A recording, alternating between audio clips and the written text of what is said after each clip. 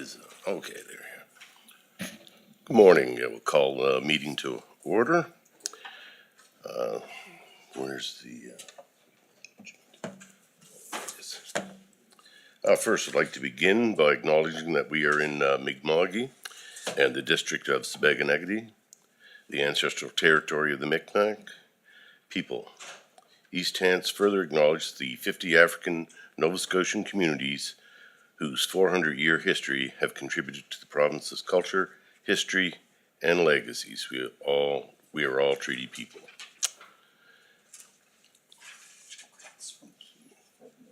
What's that? Regrets from Keith. Yes, yeah. And I'd like to pass on regrets from Councillor Rhino. He will not be here for the morning sessions. Okay, go to the approval of the agenda. Are there any corrections for the agenda? Anything to add? I don't see anyone, so we'll take the agenda as approved. And approval of the minutes from, well, it shouldn't be February.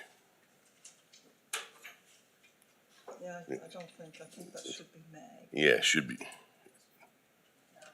Approval of minutes from April. Oh, no, February was last police advisory. Oh, police advisory, sorry, yes, okay, minutes from the February 17th meeting. So moved, okay, thank you.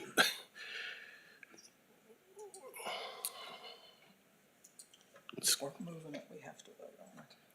Oh, yes, we'll have to vote on that, sorry. All those in favor? Oh, yeah, all those in favor? Aye. Okay, the minutes are approved. And now we'll move on to, I think the RCMP quarterly report's gonna be first, then the scan presentation. yeah, usually it is, yeah.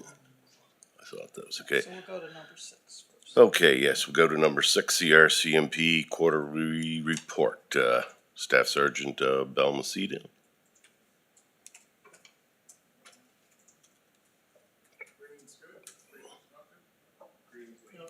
Oh.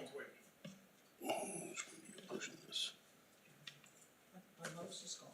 Oh, okay.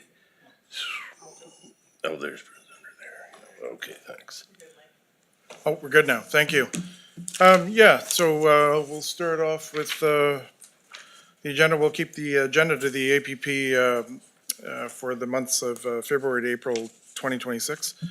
If we go into the road safety section, you can see the one of the measurables for road safety is how many collisions we're having, which is ultimately why we have road safety, right? Keep the number of collisions down, keep the community safe. Very pleased to report these low numbers for these 3 months, with motor vehicle collisions with injuries at only 3, property damage at 10, and with, non-reportable property damage is at 10 and reportable at 9. And very notable, no fatals in that period of time. The fatal that we did have was in the month of May. On to the education and the enforcement pieces of it. As you can see, the numbers here, we've year over year, we've produced quite a bit more than we did last year at this time with regards to summary offense tickets. That's what SOTs mean, and with written warnings. Written warnings are a little bit of an eye-opener for some people, but when you realize the educational piece is part of our 3 E's of road safety, written warnings is actually a reasonable thing to do with regards to educating people. Defect notices were at 9, and keep in mind too that these are the ones that we're catching, right? There's probably a lot more going on out there, and there's a lot more summary offense tickets to be written or warnings to be given. Our provincial traffic unit saw a little bit of a downswing for the last couple months. They did a couple of dedicated patrols in our area and issued 22 summary offense tickets as a result. Community engagement. This is something that I really pride ourselves in the fact that the East Hants members really step up, and that was quite a bit of the narrative that I spun to the support services section, which is out of our headquarters building that supplies us traffic services, emergency response teams, underwater rescue teams, the tactical support group, and mobile command post, just to name a few of the different services. They were all on display, or some of them were on display out in at the East Hants emergency preparedness session just this past week. More community engagement. We had some members from our office that participated in the law enforcement torch run polar plunge for Special Olympics. It's myself, public servant Ray Woods, and Constable JP Harvey. The team that we participated on raised over $12,000 for Special Olympics Nova Scotia. And the athletes that are served by the area that we were supporting include Lance, Elmsdale, Enfield, and Mount Uniacke. If you have a good look at the picture there, the water was colder than it looks, and it definitely was dirtier than it looks.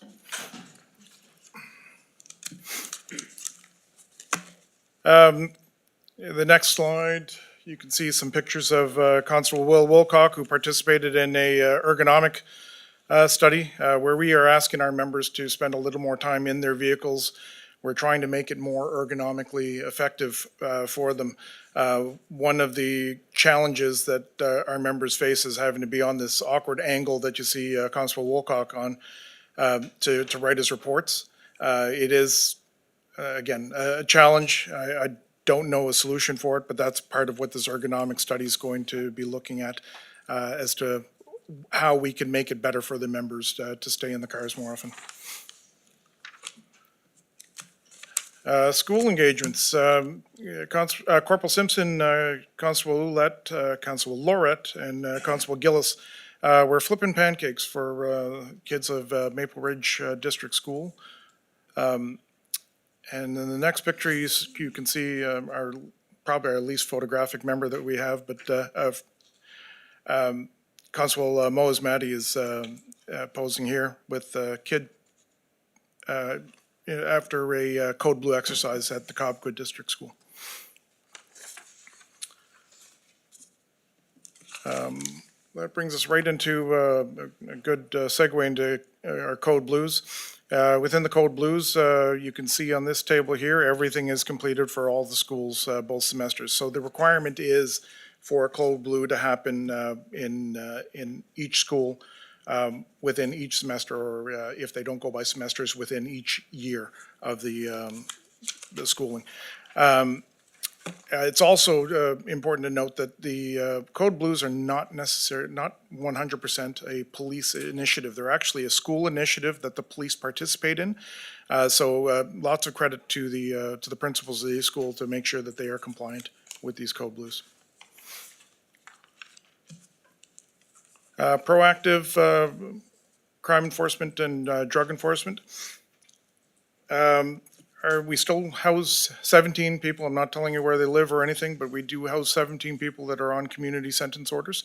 That is either under conditions pending court or conditions as a result of court or as a result of parole. These 17 people are checked quite frequently as part of our job to check up on them, and if they are found breaching their conditions, they are charged with those breaches and further sentenced or further put through the court system further for those conditions. Our citizens on patrol. So here's something that's getting a little bit more traction lately. Evan was just mentioning to me that they were out yesterday as well.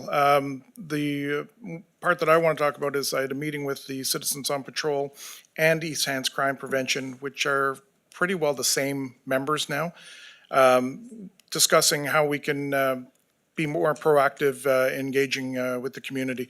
A lot of what I was hearing from Citizens on Patrol about what they want to do is stuff that's already being done through the municipality or through us.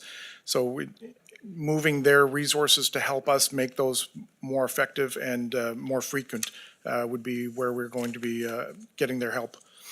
Crime Stoppers, again, I can't tell you the numbers with regards to Crime Stoppers, but we do get numerous Crime Stoppers tips. Mind you, not all of them are actionable, but a good portion of them do add to ongoing investigations and may or may not lead to convictions.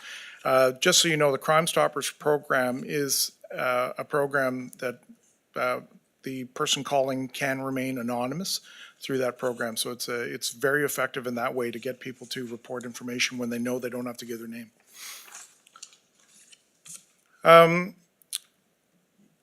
Improving data decision-making with regards to the comparison of year over year, so last year compared to this year for the exact same time frame. I don't take a lot of, I don't see this as being a trend so much as it just happens. A trend would be over multiple years over the same time period. This showed a 4% decrease, but if you look at the numbers, it's very minimal with regards to what the numbers were. The next slide is the one that I put a little more weight into. And this is only showing the top, I think this is about 30 offenses there. The chart will keep going on. But this is year to date up until May 14th. Very hard to read there, but if you can look at the first, within the top 10, 6 of them are traffic related. Which speaks volumes for what the community believes is the biggest issue out here. It's traffic-related stuff. But there is one of note in there, and I don't know, yeah, the writing is too small, that I will bring your attention to. There was 65 Mental Health Act calls in that time period. This is something that we are seeing trending on the upward. And the reason I mentioned Mental Health Act calls, they're becoming much more prevalent to the police, and as a result of the Involuntary Psychiatric Treatment Act, does tie up a lot of our resources for a long time. There are moves towards trying to speed up and streamline this through the health system. However, right now, you could be on one of these Mental Health Act if it's cut and dry and somebody's willing to go to the hospital. They can go on their own. We might be half an hour on those, but you can be upward around 18 hours on one of these calls. Because once we bring them to the hospital in our custody, we have to stay with them at the hospital. The next slide shows a heat map. The busiest periods being in the darkest red. Again, not really much of a trend to show you only a 4-month period or a 5-month period according to this, showing you a 5-month period, but it is roughly similar to the trends that you do see over a year's amount. And ironically enough, people will think the Fridays or the Saturdays are the busiest times. According to this, Tuesday at 3 o'clock is the busiest time for us. What you do see on a yearly trend of this, and this is not just us, this is across the province, is generally speaking, Mondays and Tuesdays do have busier periods in them. It's usually one of the weekdays that's busier.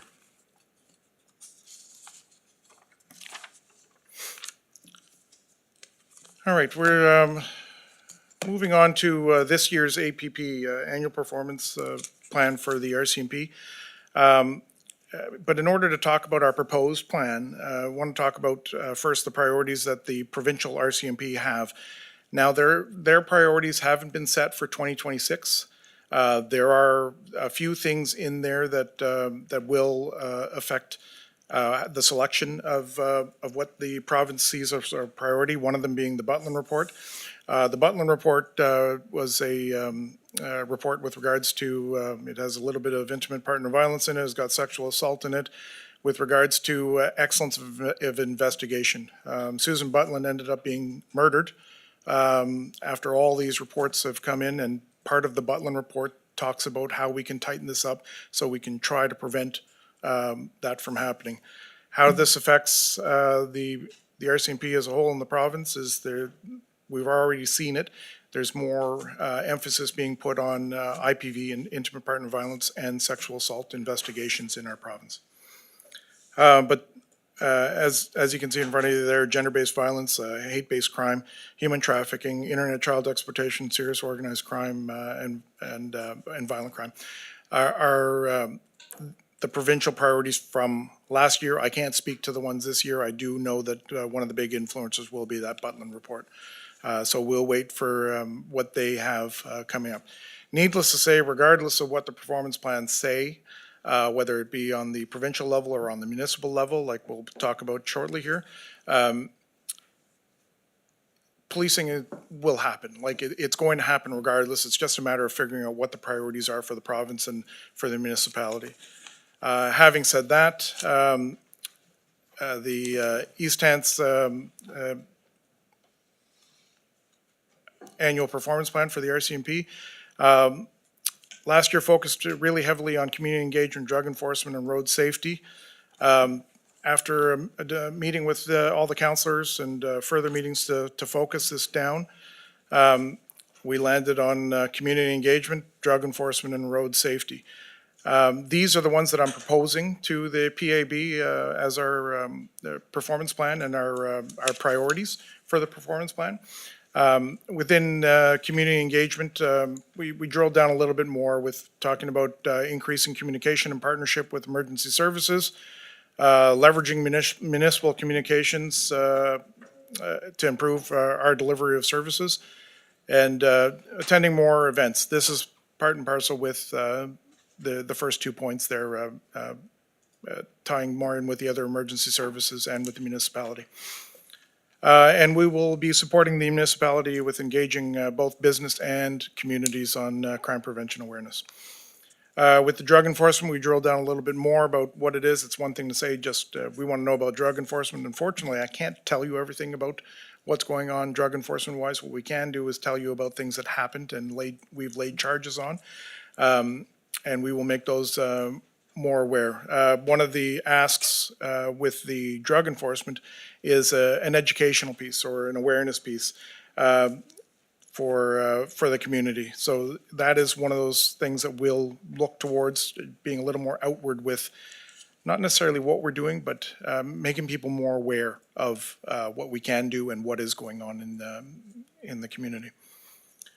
Road safety, very similar to previous years. We'll try to add a little bit more drive to what we're doing here, and pardon the pun on drive to what we're doing by engaging vehicle compliance. The municipality's got this fantastic digital speed side program that we now have access to collect data on. Provincial Northeast Nova traffic enforcement, they've already been in, but it's a matter of getting them to come back more often. At the meeting, we discussed presence in school zones at peak hours. We've heard you, and it's definitely something that's on the list. Impaired and distracting driving enforcement and education. This actually comes at a very timely, at a very good time. We just finished our Canada Safety Initiative, which started Thursday last week and ended this morning, or yesterday morning, sorry, with regards to emphasizing these things right here: distracted driving and impaired driving. I don't have the stats, but I should have those by the next PAB. So I will leave that with council to decide if these three initiatives these three priorities work for the municipality for the RCMP's annual performance plan.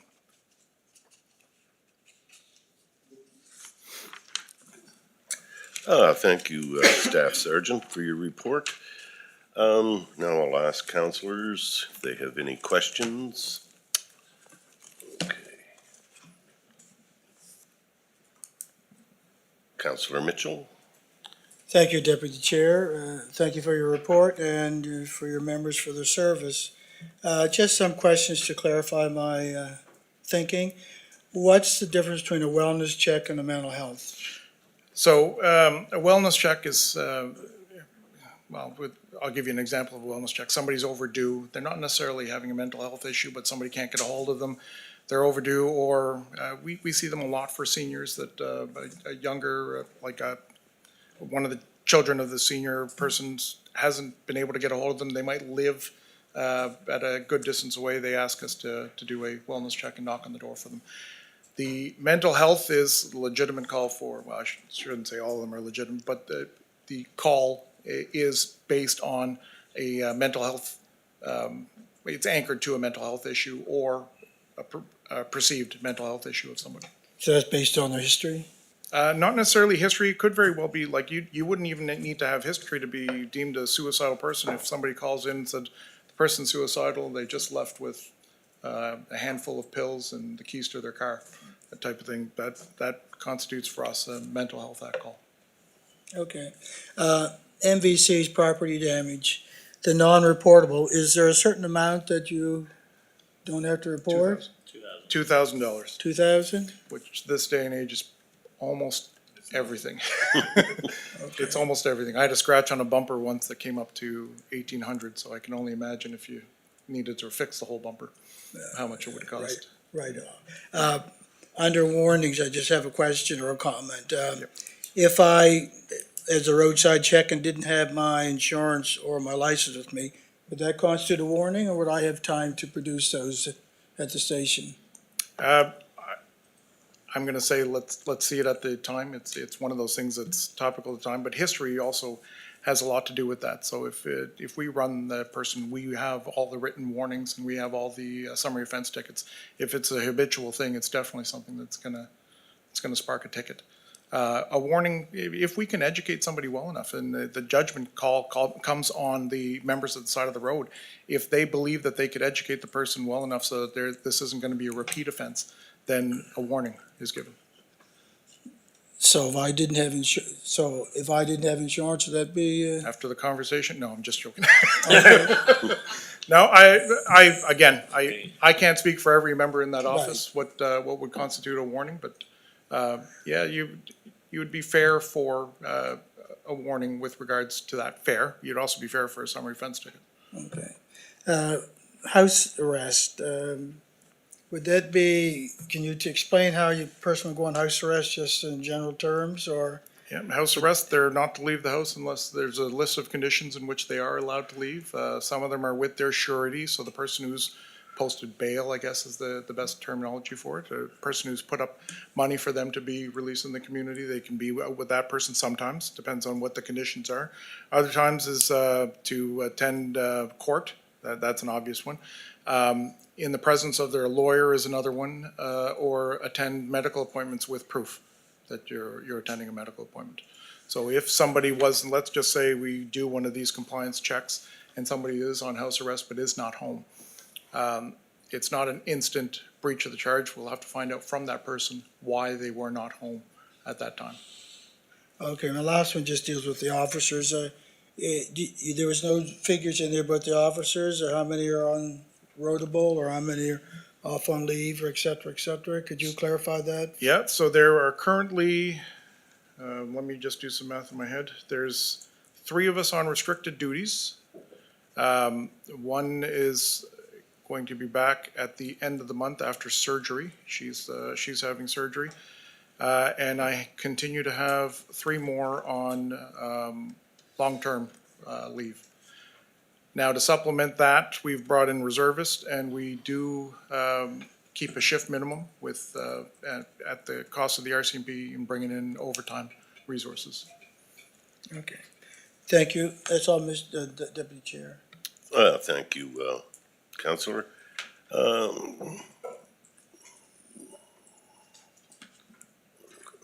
we go. Councillor Merriam. Great, thank you, Chair, and thank you, Staff Sergeant Balmaceda, for the presentation this morning. I just wanted to thank you for reinforcing the importance of presence in school zones during peak hours.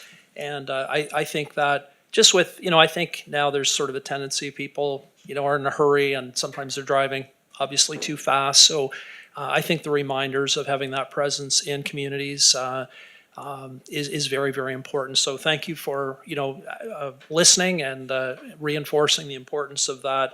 And I just wanted to say too, I feel that we're quite well aligned, and I appreciate the partnership. So thank you. Thank you, Counselor. Warden, go ahead. Thank you.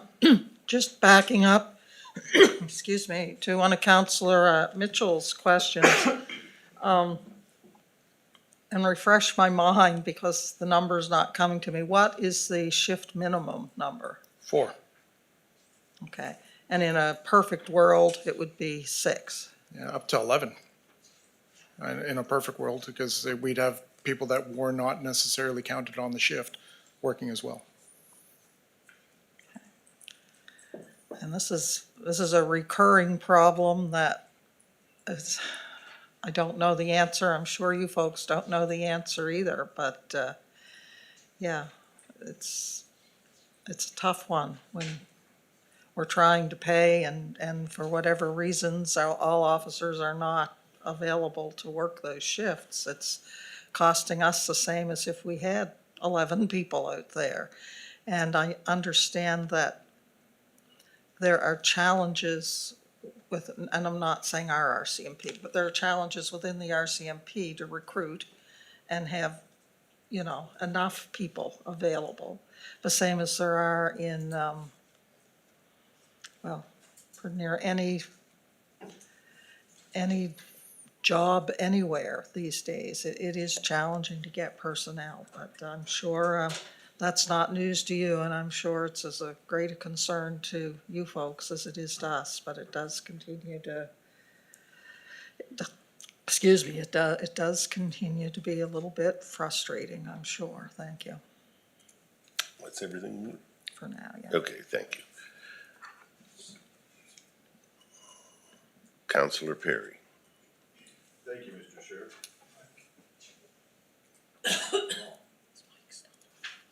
Oh, I hit it on.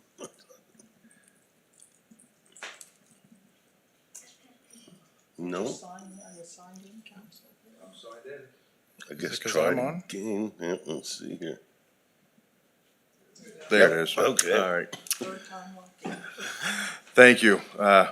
Sorry for my tardiness there this morning. I just didn't want to meet any of your counterparts on the highway. And then, of course, the standard 28 loops in the parking lot to find a parking spot.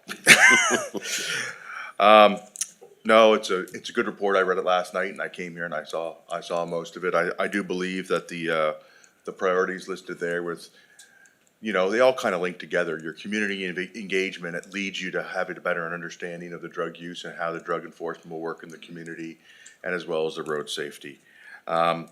When I look at the numbers on restricted and waiting surgery and long-term leave, I'm actually kind of surprised they're so low in some ways, due to the nature of your business. I have friends across many different jurisdictions, and it's very frequent that at least once or twice a year, each member goes off for a period of time due to some kind of injury occurred on the job. So, thank you for everything you guys do, putting your bodies, both physically and mentally, on the line. One of the things that I've kind of been looking at and been hearing about is the change in demographics within human trafficking.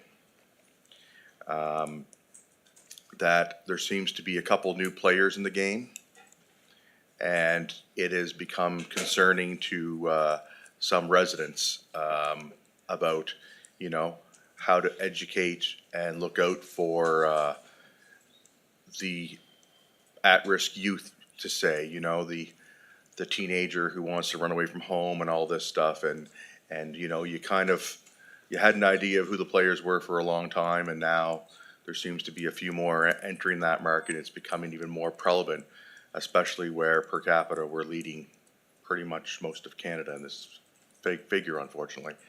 So I was wondering if there's anything that has come down the pipe for education that can be put out to junior high schools and high schools on warnings of people approaching and the dangers of these certain groups of people that that could lead to, being trafficked. You know, you think they're doing you a favor, you think they're helping you, you think they're the cool person, and next thing you know, you're in a van on your way to Toronto, Vancouver, or somewhere worse. So,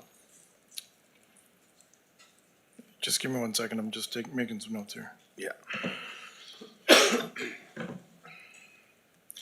So there is an educational program that's out there. It's not owned by the East Hants RCMP. It's owned by one of our support units in human trafficking. I don't have the answer as to whether or not they go into high schools or they have a presentation that is appropriate for high schools. But it's one that I can certainly ask, and it's something that we have experts in that field, so I will defer to them. But I will ask that question for you, and I'll get back to you. And the reason I'm asking it now is we're heading into the end of the school year. So if there is some information and something out there, it gives plenty of time for planning for the upcoming school year with school liaison officers and getting everything in place for the coming year. I just think it would be something that might be worthwhile to be looked at, because there are some of those young people out there that are just kind of lost for a year or two. And, you know, being lost for that year or two can have, you know, massive repercussions in situations like that. So thank you. That's all I have, Mr. Chair. Okay, thank you, Councillor Perry. I see, oh, Councillor Musa. Thank you, Deputy Chair. Thank you for the presentation. One more topic that concerned me is racism. And it's shown up lately, especially after the president next door started all that white, whatever, privilege and stuff. And it started to show up here. And unfortunately, our government is not doing a great job. When I filled that survey they sent, whatever they called, there's so many questions that should have been there. What color your skin, what your ancestor came from, and where you were born, and stuff like that. We're talking about Canadian. We should be all Canadian. Like, I'm against one thing when I see born in Lebanon, like on your Canadian passport, that something should go to. So I know we can't do anything about it here, but it's very concerning for me and for many of my people that immigrate to this country. Thank you. So if I may make a comment on that, thank you for that, and thank you for bringing it up. The category where racism fits in best for policing is hate-based crimes. So if there is a reason for a hate, whether it be by racism or by gender or by religious belief, if there is something to anchor it to one of those, it becomes a hate-based crime, which carries its own offenses within the criminal code as well.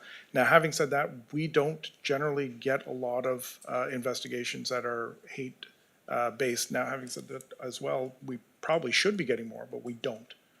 We don't get a lot more of them. You're just as perplexed as me on how to tackle an issue that should be dealt with by parenting. And I'm not everybody in this area's parent.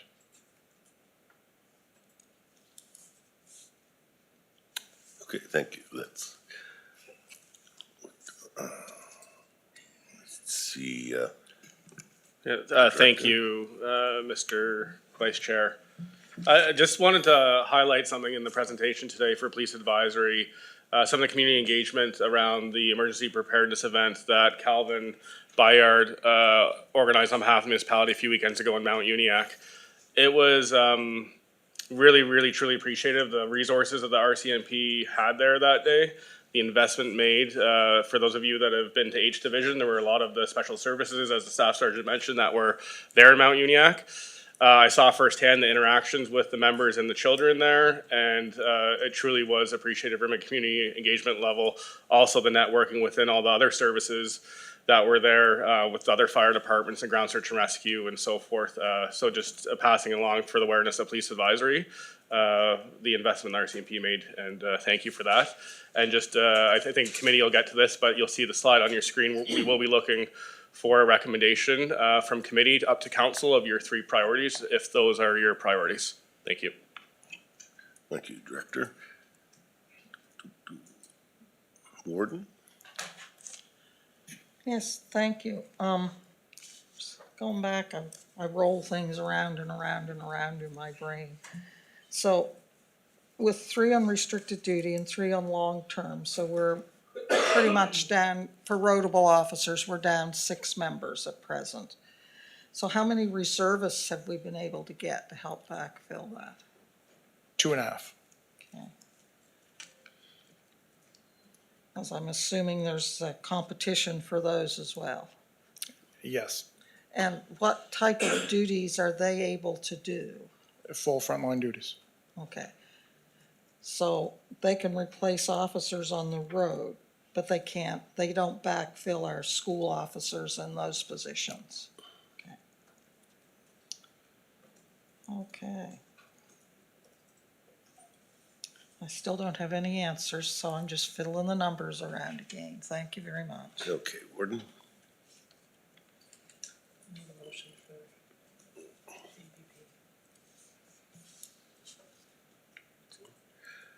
Let's see, nobody else, Michael Perry. Councillor Perry. Thank you, Mr. Chair. Yes, I heard it was a good event, attended at the fire hall. I couldn't make it at that time. I have other commitments of coaching during that same period of time, so I was away looking after kids. But I did hear lots back from members of the fire department, members of the community. I did see the Big H Division trailer and truck refueling at the Irving on its way out when I was coming back. But I'm gonna move that committee recommends to council that the 3 objectives for the RCMP for the upcoming year should be community engagement, drug enforcement, and road safety. Okay, the motion's been made and seconded. Do we have any discussion?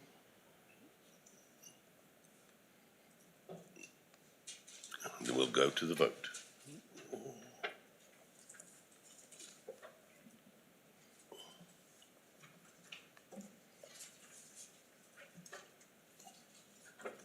And the motion is passed unanimously.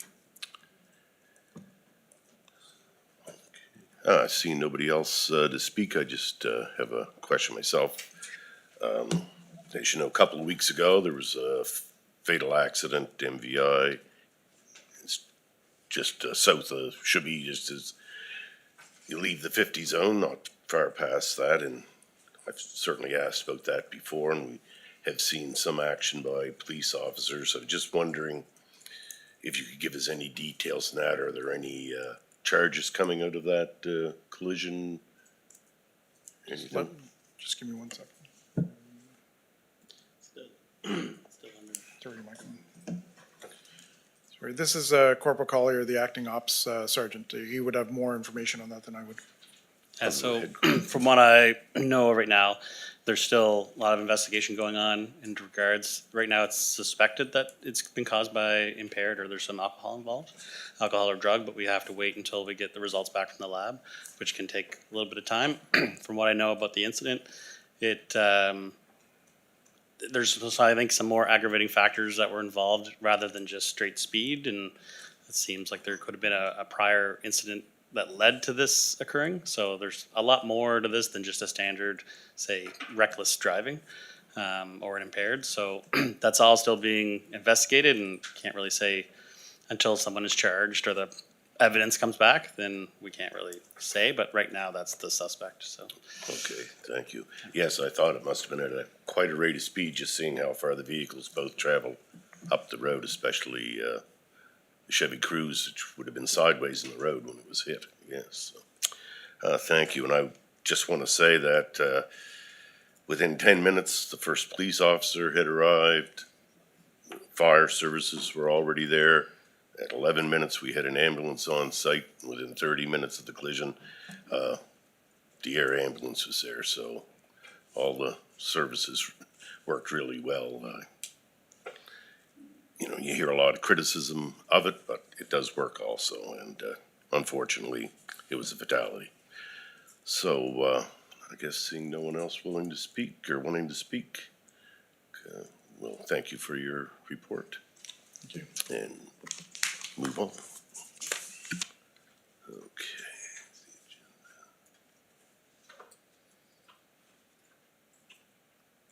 We're not scheduled to break until 10. The Scan scan. presentation.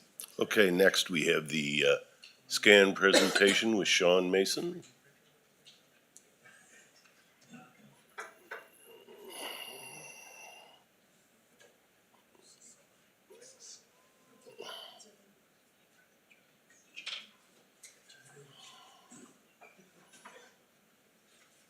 Morning. Yes. I don't have a presentation or anything, I just kind of ramble on and tell you what I do, and it's kind of the way I do it, if everybody's all right with that. So my name's Sean Mason, I'm with the Department of Justice, I'm with the Safer Communities Unit. A little bit about myself, I was in the RCMP for 28 years. I did 12 in Vancouver. I'm originally from Bridgewater, so I came back 2003 to Halifax. And then I spent some time in Halifax with Major Crime Unit. When I was in Vancouver, I was on drugs, emergency response, just kind of bopped around, did a bunch of things. And then in 2019, the job opportunity came up, so I applied for it. And I've been with SCAN, they call it, Safer Communities and Neighborhoods. So I've been with SCAN since 2019. So the SCAN Act came out, I think, in 2008. It's a provincial act, so it's like the Motor Vehicle Act and all the other provincial acts that we have. It's not criminal that we investigate. The way that the act, because in my opinion, the way that the act, when it was done, they took certain offenses that they felt were, would cause a safety concern to a community. Some of those offenses really aren't applicable anymore, so they are in the process of trying to amend it and bring it up to speed on what it really should be. Crazy stuff like you would think like acts of violence would be one that would make a neighborhood not safe, but stuff like that's not in there. The majority of what we investigate right now is drugs. It's of course cannabis being legal. It's not really the cannabis stuff. It's always hard drugs. And then the other offenses that are in there is like the sale of liquor, like bootlegging. There is some prostitution in there. And then there was some cannabis stuff. So, but like I said, the majority of our files, I would say, just ballpark, like 98% of them are always drugs. In the last 7 years, we've had a couple of prostitution ones.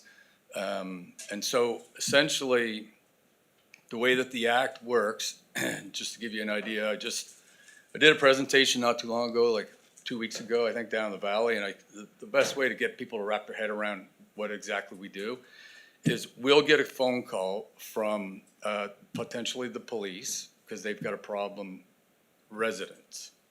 It's not a resident, it's the place, it's the house. It could be an apartment, it could be even commercial, really. So it could be from the police, it could be from Nova Scotia Housing, it could be from a neighbor, it could be from a landlord. And so when those calls come in, they're all anonymous. Everything that we do in the SCAN Act is non-disclosable, so everybody's identity is hidden. And so we get a phone call, we have a person that's intake, takes the information, creates a file, sends it to me, then I get it, and it's out here in Elmsdale. And it's, let's say, Nova Scotia Housing. So I'll call them up and they'll say, yep, we have a tenant that's living out there on, 123 Main Street, and we're getting a lot of complaints about a lot of activity going on at that house. Nowadays with, I think, people being homeless and stuff like that, tenancy has a tendency to really want to make sure that they have their ducks in a row before they start evicting people. safety concern would obviously be a huge one. So what happens is we will go and start the investigation, and we'll set up surveillance on the house. It could be by physical surveillance where I'll just sit down the street, but the majority of the time what we'll do is we'll set up a covert camera. So with the covert camera, that's our first little challenge. Sometimes, like with housing, there are provincial agencies, so they're not really there on location. So because it's a community-based kind of program, it's always nice to have a neighbor who we can go and speak to. And this is how I dress, and actually I'm even down from this because people don't want to be affiliated with the police or know that they're calling on them or whatever, right? So I'll go to the neighbor's house, and if they have a good bird's eye view of the location, our cameras are like just tiny little things. We'll ask if it's okay if we can set up a camera in their house, out the window, capturing what kind of activity is going on there, because we need to support the allegations, right? We'll usually leave a camera for a week to 10 days. There's times where, I'll call up to complain it, whether it's housing or whether it's, the neighbor, and say, has much been going on lately? And they'll say, no, it's actually died down, and we may leave the camera a little longer. In the meantime, what I'll do is I'll call up Mike Balmaceda and I'll say, hey, Mike, I've got a file there. First, we got to deconflict. Like, if you guys are working this because you actually think it's a mid-level drug dealer or it's a flop post where you guys are getting ready to do a search warrant, I don't want to be down there poking around, because then it will mess up the criminal side of things. And Mike says, yeah, no, we are very familiar with that person. We are very familiar with that residence. We are there quite often. And actually, we did a search warrant on that place 3 months ago. Okay, great. So with that, but he says, if you want to do something, by all means, go ahead. So we'll set the camera up, come back a week, 10 days later, I grab the camera, I go back, I review the footage. And if there is a lot of activity going on there, plus I'll figure out who the people are that are living there, run their history. Then I work with the police to find out what kind of, how many calls of service have been there. When you were there, what did the members see? Did they go in and see a lot of drug paraphernalia? If there was a search warrant there, what did you guys get? And so if that all comes together, I submit a package of evidence to my director and requesting a warning letter. So anyway, she'll look at it, and under the circumstances that I just gave you, she would have no problem write the warning letter. So then we go back, and let's say it is a housing tenant. I will say to Nova Scotia Housing, yes, there's something there to support the allegations that you're getting. I have a warning letter that basically says that we've done an investigation and that we feel that there's illegal drug activity going on there. So then they'll do up an eviction. We come down, knock on the door, the person gets served, and then if the person says, okay, fine, but I'm not leaving, then they do a hearing, which becomes a tenancy hearing, and then I become a witness to say, this is what I did. And I'm not there to represent Nova Scotia Housing. I'm not there to represent the police. I'm there to represent the community. And so this is what the allegation was, and this is what I did, and I feel that the allegation is supported. So that's one example of a tenant. Now, then if somebody goes and calls me up and says, yeah, I'm out here in Elmsdale, and I think my neighbor's into drugs and everything, there's all kinds of activity going on there. I go property online, and sure enough, the person who lives there owns the house. So now it gets a little more complicated. And I do the exact same thing that I just told you guys about, calling up the Mike and doing my surveillance, and yes, there's something going on there. So then we get into having to apply for what's called a community safety order.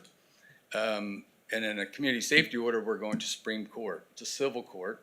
And when we go to civil court, Supreme Court, the tenant, or not the tenant, the property owner, he gets served. Says, yep, you've got a court date for this such and such time to come in because these are the allegations.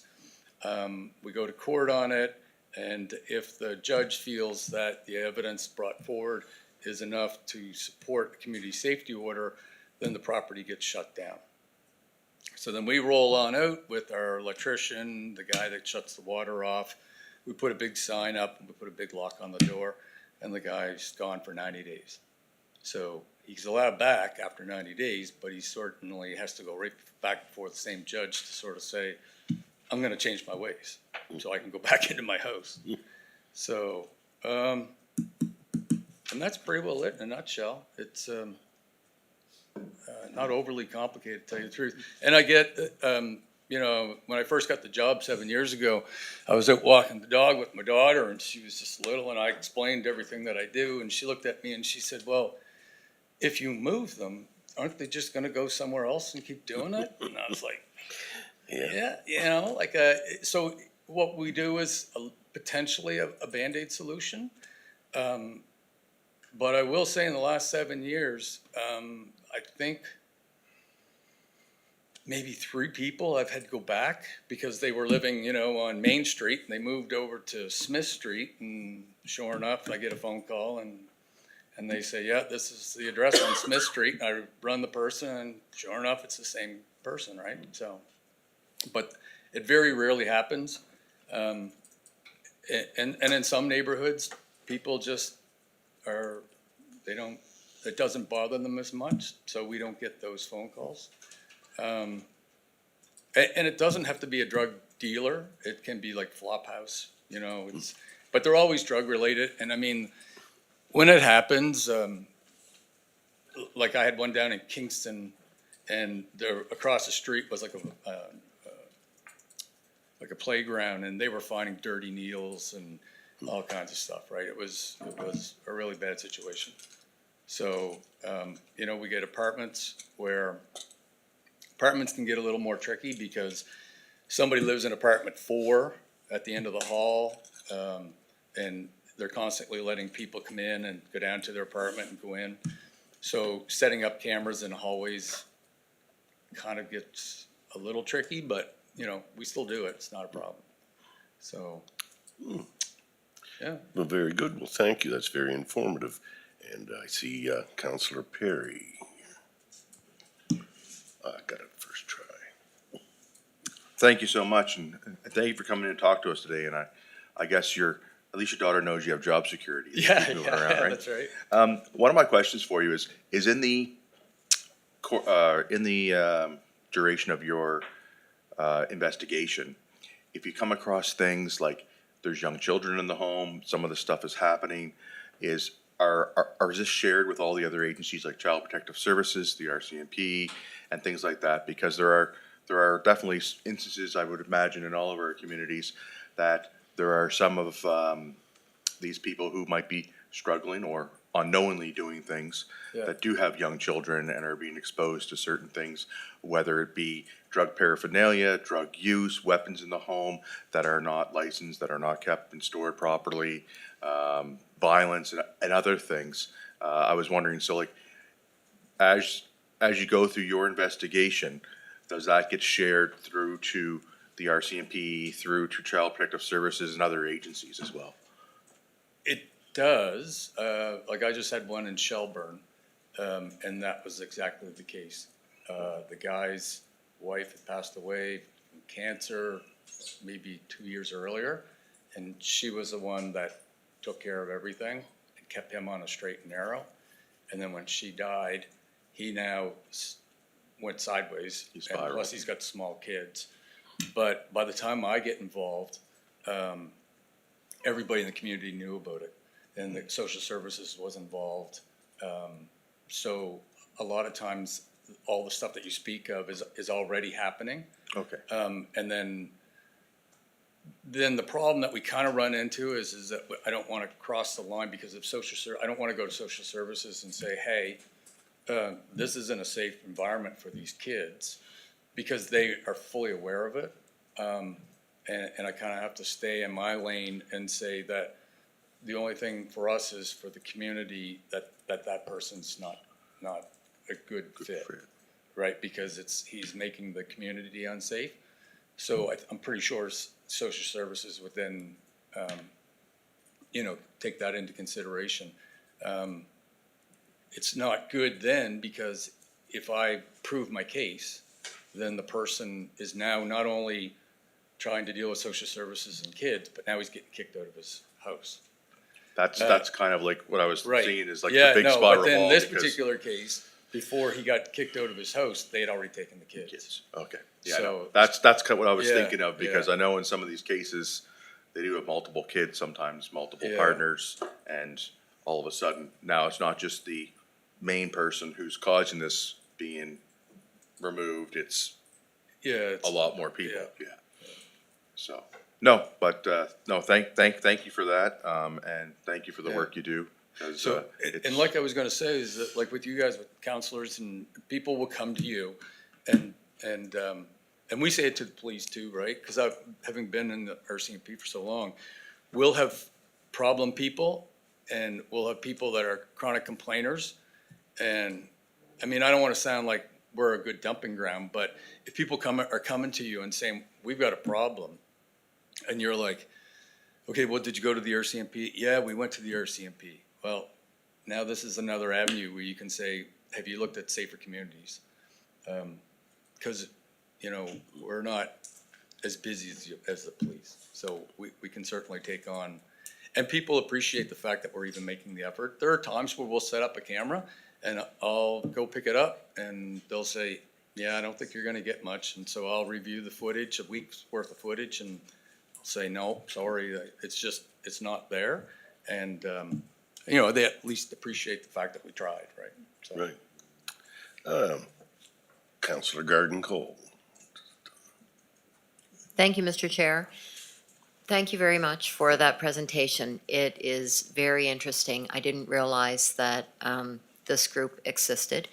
And just from my own experience, I feel like you must really fill a void between, you know, RCMP knowing things are going on, but not being able to not having enough to be able to shut them down, and you working on behalf of communities. I think as Counselor said, there's probably every community that we have here knows of a residence like that Yeah. you're talking about. So I think it's quite amazing.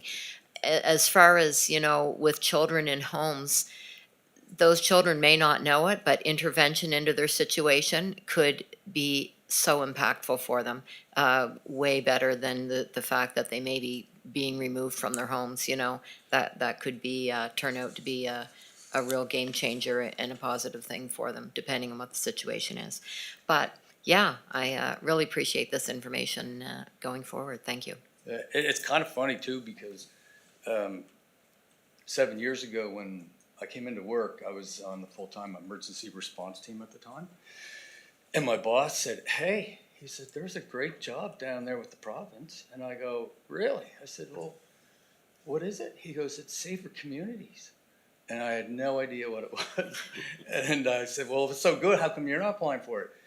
But you need a drug background in order to, because when you review the video, I mean, we work on a balanced probability, so 51%, but I don't work on 51%, that's ridiculous. I said, you know, it's one of those ones where if I took one of my files and I came in here and set it up on the screen and I said, okay, let's just review this, everybody would come pretty well to the same conclusion that I'm gonna come to. It's like, these are slam dunk, you know, when you're watching, like some of them are in apartment buildings where they're really close, like they're coming out and they're not in any good condition.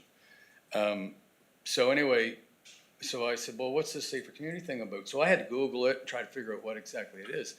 And the reason I'm telling you this is because, well, Mike, I know I've worked with Mike and Calvin, and so we used to do a lot of presentations to the RCMP, but the RCMP constantly have a rotating door, right? People coming in and out. SCAN is in different provinces. Alberta's really big. So if a guy comes in from Alberta or a girl, they're gonna probably know what SCAN is. But there's a lot of members who still have no idea what SCAN is, that we can potentially help them. The drug sections are getting a little bit better because with the drug section, you can imagine if they go in and they kick a door in, they go in and get a bunch of drugs and they arrest everybody. Well, the neighbor's going, well, that's great, but then you arrested them, you took them off, and then the next day they were back. So they're like, we just don't want them here. So that's where drug sections will go and say, well, we have a possible solution for that. So then they call us up. Well, yeah, I guess, you know, as you say, some provinces are more familiar. I just think it would be great to get that out there Yeah. because that alone could be a deterrent for people in neighborhoods, you know? Like right now, we're in public forum and, you know, just the I mean, some people are going to, as you say, get right back in or on the next street over, but some people aren't. Yeah. And that would be a win. And maybe they are gonna go someplace else. But, you know, baby steps. I mean, Yeah. it's all progress as far as I'm concerned. Thank you. We are on the, like, if you Google scan, Nova Scotia scan, like, it'll come up and it will tell you what the number is to call. And then a lot of people are kind of worried that, you know, they're reporting on their neighbor, but that's, like I said, it's all anonymous, it's non-disclosable, so no one ever finds out. That's everything, Counselor? That's it for me. Thank you. Thank you.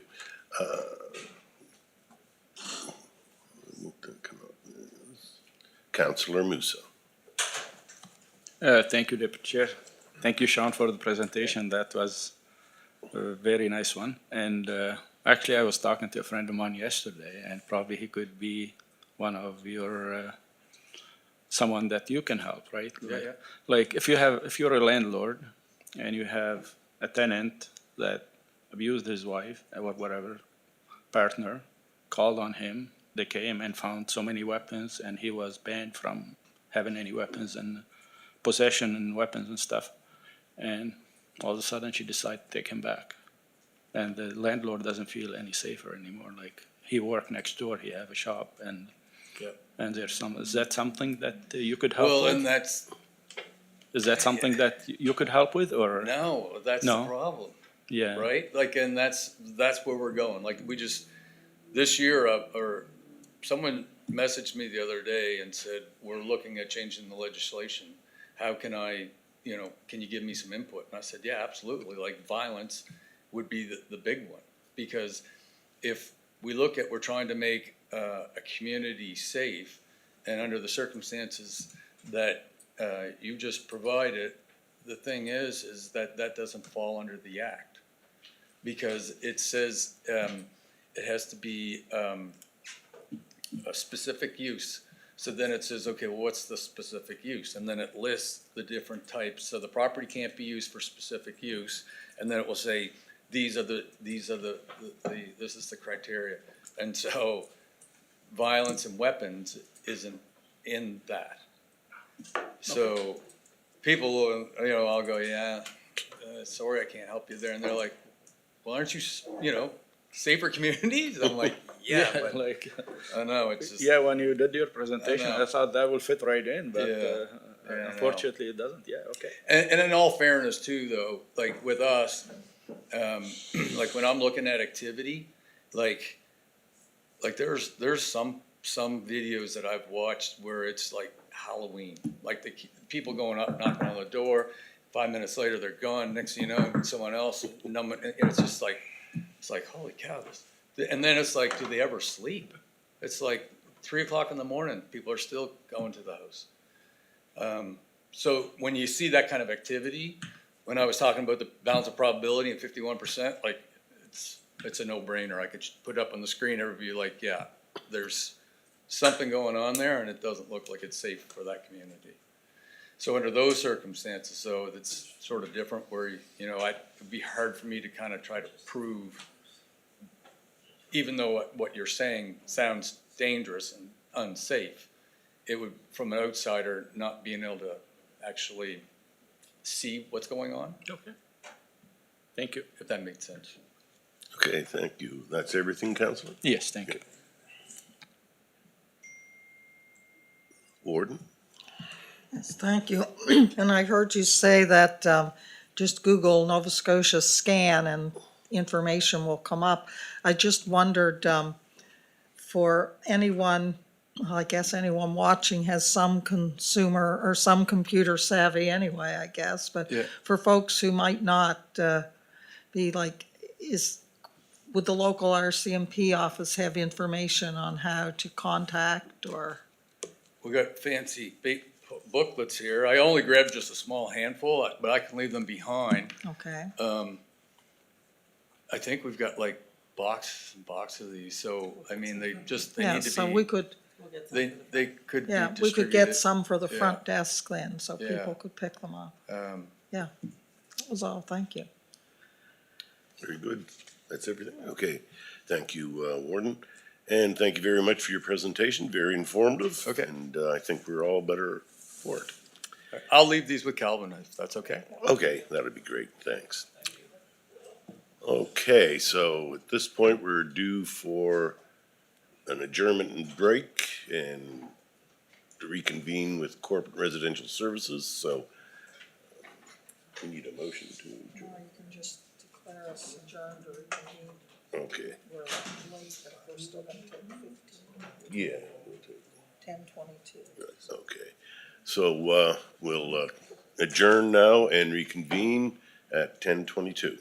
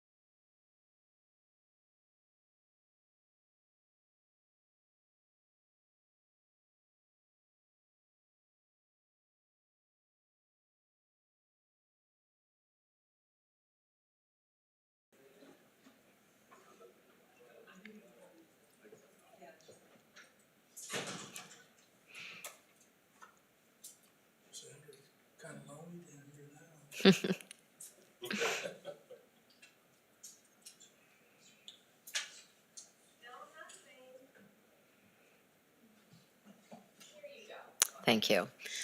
Okay, we'll call Corporate and Residential Services Committee to order. Be looking for any changes to the minutes of April 14th, 2026. Seeing no changes, the minutes are approved. First item is new employee announcements with the CAO.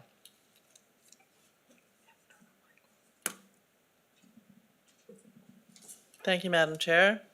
Counselors, this morning, super pleased to introduce you to Darby. She's joined us as the community planner for the planning department, just in time to undertake the 2-year plan review. So very glad to have extra resources on board. Darby has a Bachelor of Community Design and Environmental Planning from Dalhousie, so we'll be putting every bit of her knowledge to the test over the next few years. So welcome, Darby, to the planning department.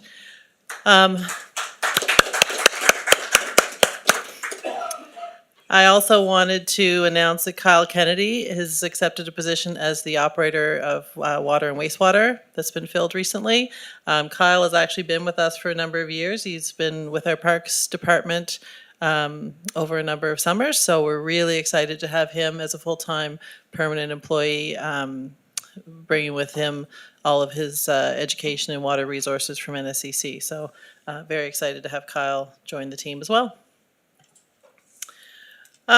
We also have several position changes. This is part of what I would call successful succession planning. We have Brittany McDonnell, who is joining us as the Recreation Facilities Administrator. Brittany's been with us in a number of different capacities since 2017, most recently as the Aquatic Supervisor at the Aquatic Center. Krista Nelson is back from her maternity leave and will be taking on a new position as Tax Administrator. Krista was on our front desk for a number of years and has recently been promoted to the Tax Administrator, which left room for Rachel Mason, who was now going to be the Administrative Services Clerk. So Rachel was on filling a mat leave for us and is now full-time as Administrative Services Clerk. And then Deanna Kosh, who has been on our front desk for the last better part of a year. She will be joining the Administration Department, Corporate Services, as the Real Estate Coordinator in a term position to work through the DAR line land issues. So lots of changes, lots of new faces, or lots of the same faces in new positions, and very proud of all of these team members who are here to support us. Thank you. Thank you, CAO. Next, we have a presentation, and the warden will take that. Thank you. Trying to unpackage part of the presentation as we speak. The CAO just asked me, what's this on your desk for? Back in April, we received a letter from CAMA, the Canadian Association of Municipal Administrators, letting us know that our CAO, Kim Ramsey, has reached a milestone with CAMA of 25 years. And in this letter was a suggestion that, we might want to honor her or mention this in council. So we thought that would be a good idea. And so that's what we're going to do. So I have here today the award, which the letter said was mailed directly to her, but it wasn't. Cheryl Lee was able to intercept that. And there is That's a good question, Orville. there is a letter there from CAMA. Congratulations, Kim, on receiving the CAMA Long Service Award in recognition of your remarkable commitment to public service and municipal management. I won't read the whole letter, but it is a significant milestone, and CAMA certainly looks forward to celebrating many more achievements with you in the future. And our council is also very, very pleased to have your services and look forward to continuing to enjoy that. So with no further ado, I will, on behalf of CAMA, present you with your 25-year certificate. Thank you. Copies of the appropriate correspondence Thank you. and the award itself. Why, thank There you. you go. Also, and I do have the paper if you want to put it back in it, on behalf of council, some flowers. Thank you very much. Congratulations.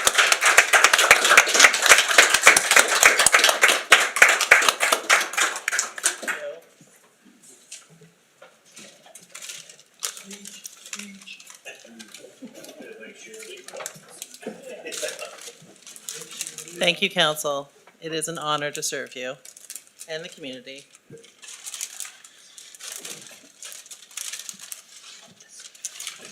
Okay, so our next item of business is Dr. J.T. Snow Bursary and Leadership Award with the CAO.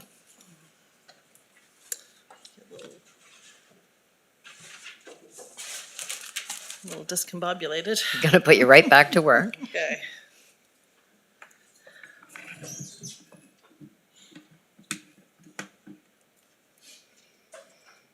Okay, Shirley. So counselors, this is a report that you see every year. We do need somebody to present at the local high schools for the Dr. J.T. Snow Bursary Award, as well as at the Leadership Awards at a few schools. So we do have in the report who the presenters have been in the past, and your job today is to fill in this motion. So who wants to present which award? The times for the graduation events are known. The dates and times for the leadership awards are not known at this time. Typically, somebody will put their name forward, and then if they are not able to make it due to a date, then they can work it out amongst themselves who will present in their stead.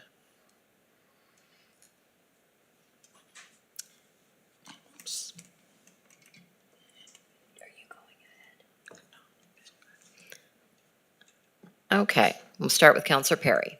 I'll put myself forward for Avon View High School and the Leadership Award in Mount Uniacke. Thank you, Counselor. Counselor Merriam? Yes, thank you. I recognize that I did present the Snow Award last year at HERH, but that said, I'd like to be, let's say, on the reserve list, so I'll defer to someone else, but I would be happy to do either HERH or Riverside Education Center, but I'll just await others. Thanks. Thank you, Counselor. Counselor McPhee? Similar to Counselor Miriam, I was gonna offer the exact same thing, so if there's nobody else, we can work it out with. who Thank you, wants it. Counselor. Warden Ralston? Yes, so ours is pretty easy. We've traditionally alternated in the rural areas, so this year would be, it would be myself who would be attending Hants North. Okay. And Counselor Mitchell? I've never done Hansies, but I'll do it if it's available. Okay, thank you. Breaks up my Counselor? routine, that's the only thing. Seeing no one left to speak, I'll just comment. And Deputy Warden Dixon hasn't done Hans East either. I was going to say I would do it where I haven't done it in a while, but I didn't see where you didn't do it, Counselor Mitchell, so you're. I have done it years ago. Okay. That's fair. Okay, well. Warden? In regards, we don't have the times and dates for the Leadership Award yet, so I guess maybe we'll have time. I don't know if we'll have time to do that. I have in the past done the Leadership Award at Hants North, but it will depend on the date and the time. But we'll sort that out between Keith and myself, maybe once we have that information. Thank you. Thank you, Warden. Counselor Merriam. Thank you, Madam Chair. I'd just like to move things along. I'll remove myself from consideration just where we have other counselors who have expressed interest. Thank you.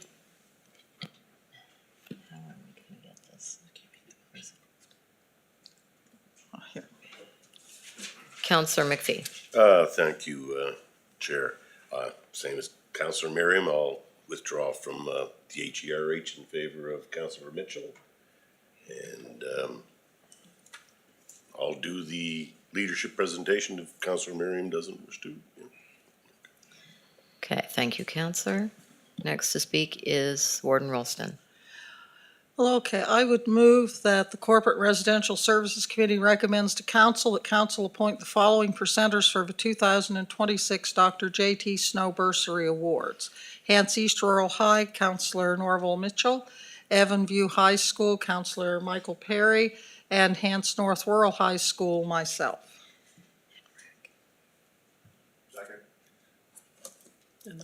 And that. I'm going to leave that because we don't have those yet. I'll do that separately. Okay, motion's been made and seconded. Seeing no one left to speak, we'll go to the vote.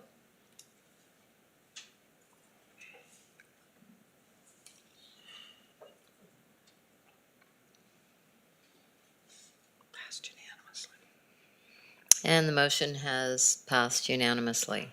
And following up on the presenters for the 2026 Leadership Awards, where we do not have times and dates, and we do have volunteers for each one. I'm not sure how we're going to do that one yet. They'll just put them in there, and then if they need to change, we can change them out. I would move that pending any needed changes, that Riverside Education Center, who was that? Counselor McPhee would do that. Uniac District would be Counselor Perry, and that Counselor Rhino and myself will work out the Hants North one between us. Okay, a motion on the floor, moved and seconded. Seeing, Counselor Musa. go ahead, Counselor Musa. I just have a question, like with the new district where Councillor Hapfit now, like he doesn't have any Milford anymore, and if he's He would still fit in Hants East. still in Hants East. Oh yeah. Oh, okay. Yeah. Okay. I'm just wondering. I'm not going against anybody, but. Thanks for thinking about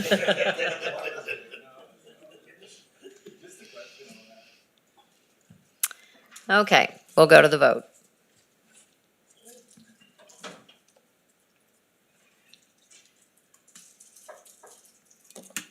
Somebody didn't vote.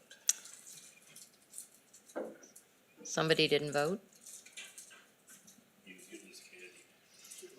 Okay, the motion has passed unanimously.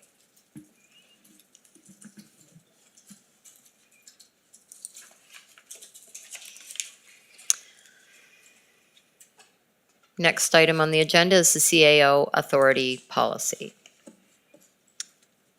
Just 1 second, Shirley. Just sign out of Zoom here.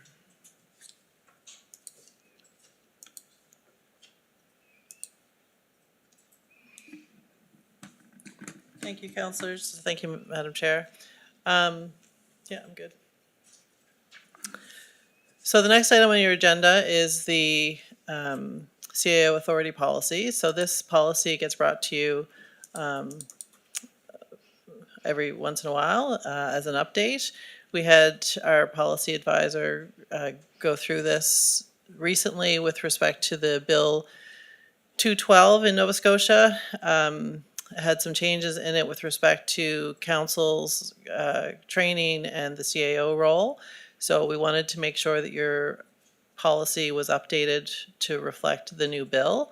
I know some municipalities will just take the approach that the bill exists and you can go find it online. I like to have these things in policy so council doesn't need to know where to go look to see where your policies and authorities lie. And then there's a couple of other housekeeping items that are in here, some just to give me some more clarity in my role as CAO, and we'll go through those as well. So I think the easiest way to do this is to actually go through the policy itself. We do have a version on here that has track changes. And if I can just go through these and walk you through the changes as we go, you'll see a few that have sort of just office amendments, I would say. The first one on here is under the section on, sorry, I don't want to scroll. So this is a general section on the CAO's authority. A lot of this comes from the MGA. Some of it comes from specific East Hants policies that we've had in place for a number of years. Just a reminder, we have a policy-based governance structure here at East Hants. So council has, through this authority policy, and through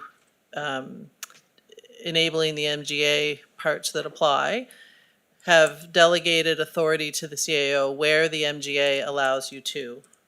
So for the most part, you've taken advantage of all of the allowances of the MGA, so you don't get involved in the day-to-day administration of the municipality. So under this CAO authority section, one of the sections talks about the management of human resources for the municipality. So the one update in here, which hasn't been updated since this policy came to effect in 2017, is increasing the offer for retirement settlements or financial payouts for loss of employment up to $50,000. So that's an update from the original $30,000 that was in there in 2017, almost 10 years ago. The next one comes from Bill 212.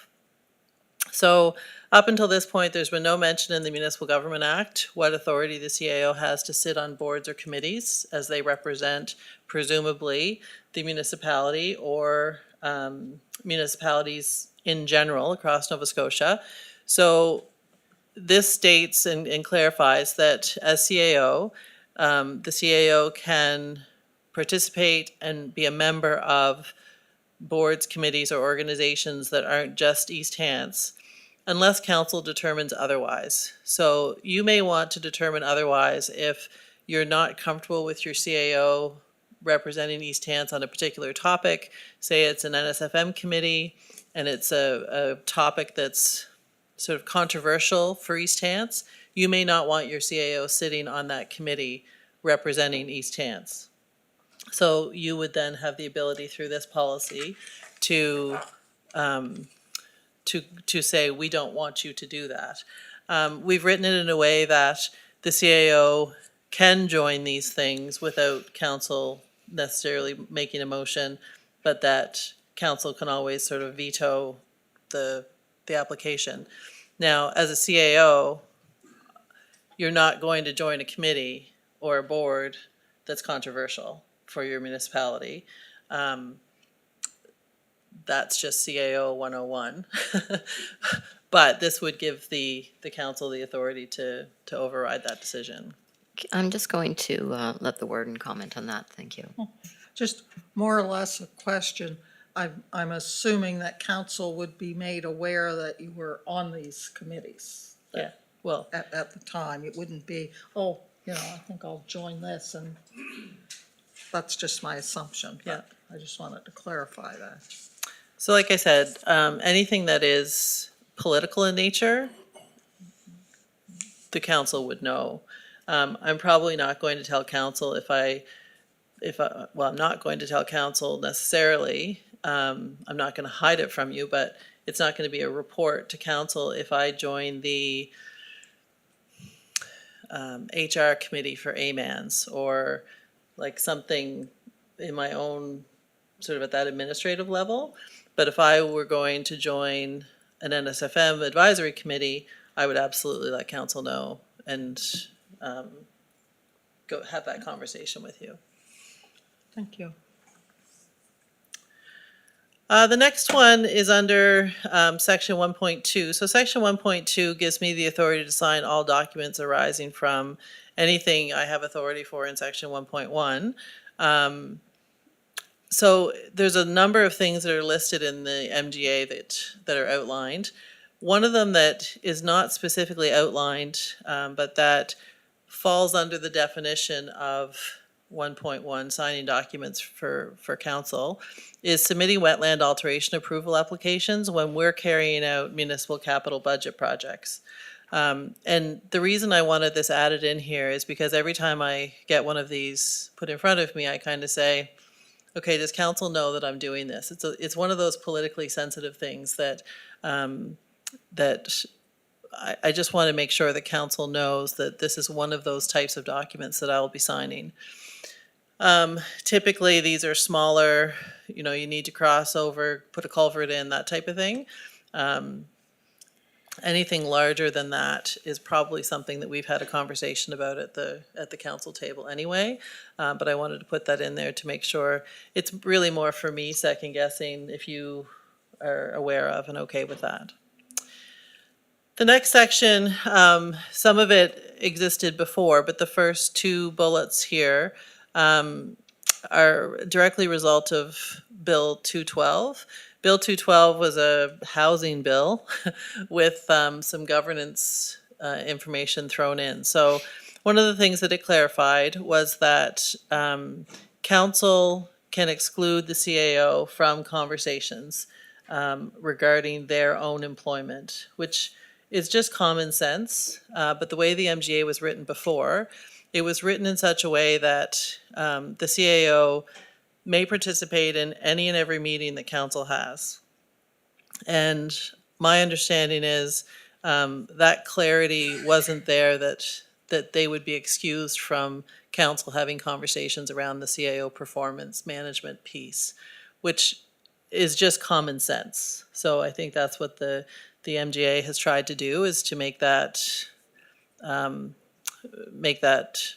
known to people.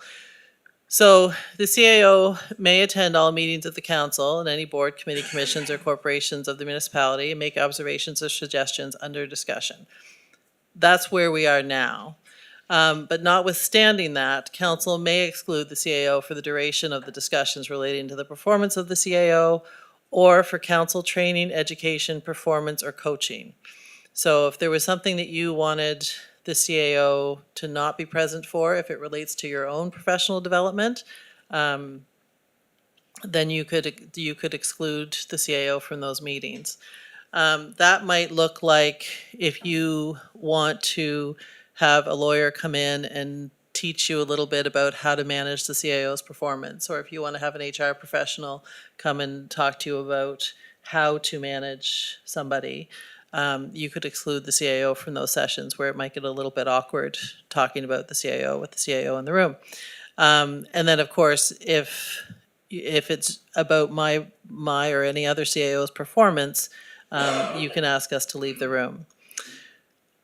What we've added in here, just for a sober second thought, is we've said council may choose to have a legal representation or otherwise present during the discussion for the purpose of risk management. So this is sort of from, the CAO's in the room for risk management a lot of the time.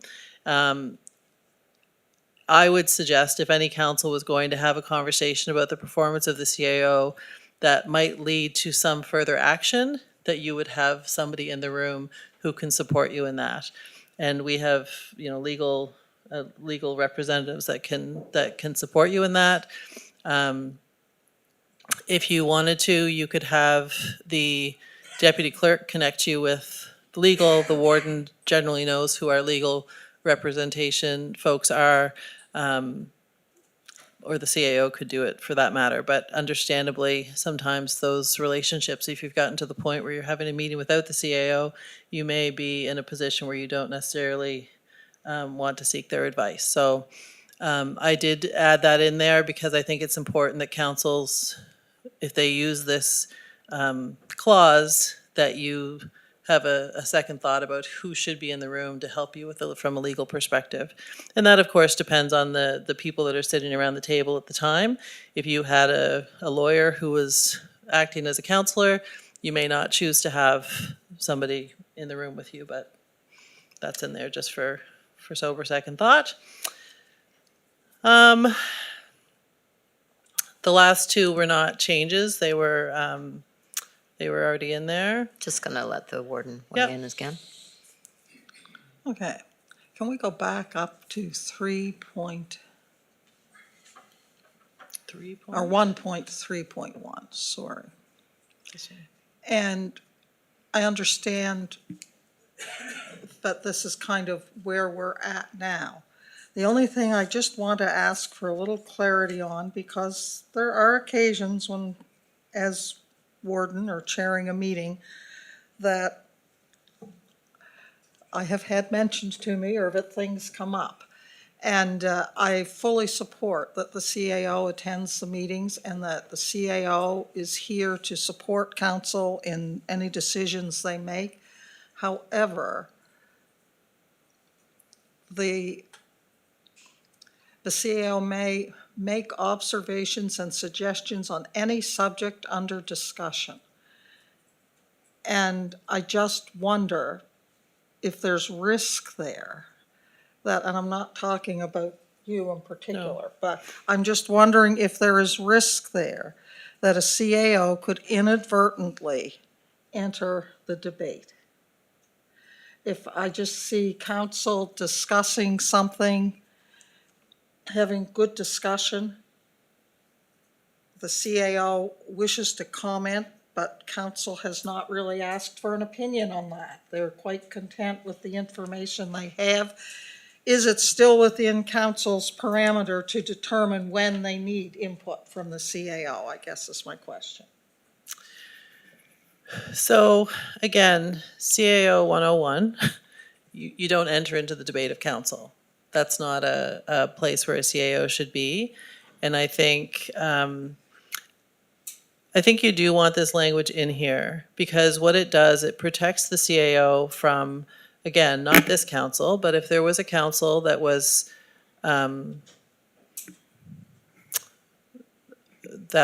litigious or sort of questioning a lot, the CAO in this room needs to be able to not have fear for pressing their microphone and either correcting somebody if they're giving incorrect information, whether they like it or not, or being able to correct the conversation if it's incorrect, or if there's something that, if I as CAO see council heading towards a decision and I know something that is relevant to that decision and I feel like council needs to know, I need to be able to hit my microphone without fear of losing my job because I've said something against a particular council or councillor.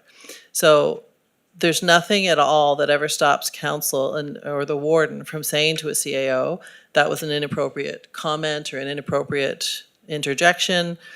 We're having this you can have that conversation, and depending on what the topic is, what this does is it gives some protection to the CAO if somebody doesn't like being corrected or if they don't like the outcome of a conversation. Yeah, that's not what I was Yeah. even referring to. I think you have the right always to say to a CAO, we're not looking for your opinion right now, we're having a debate of council.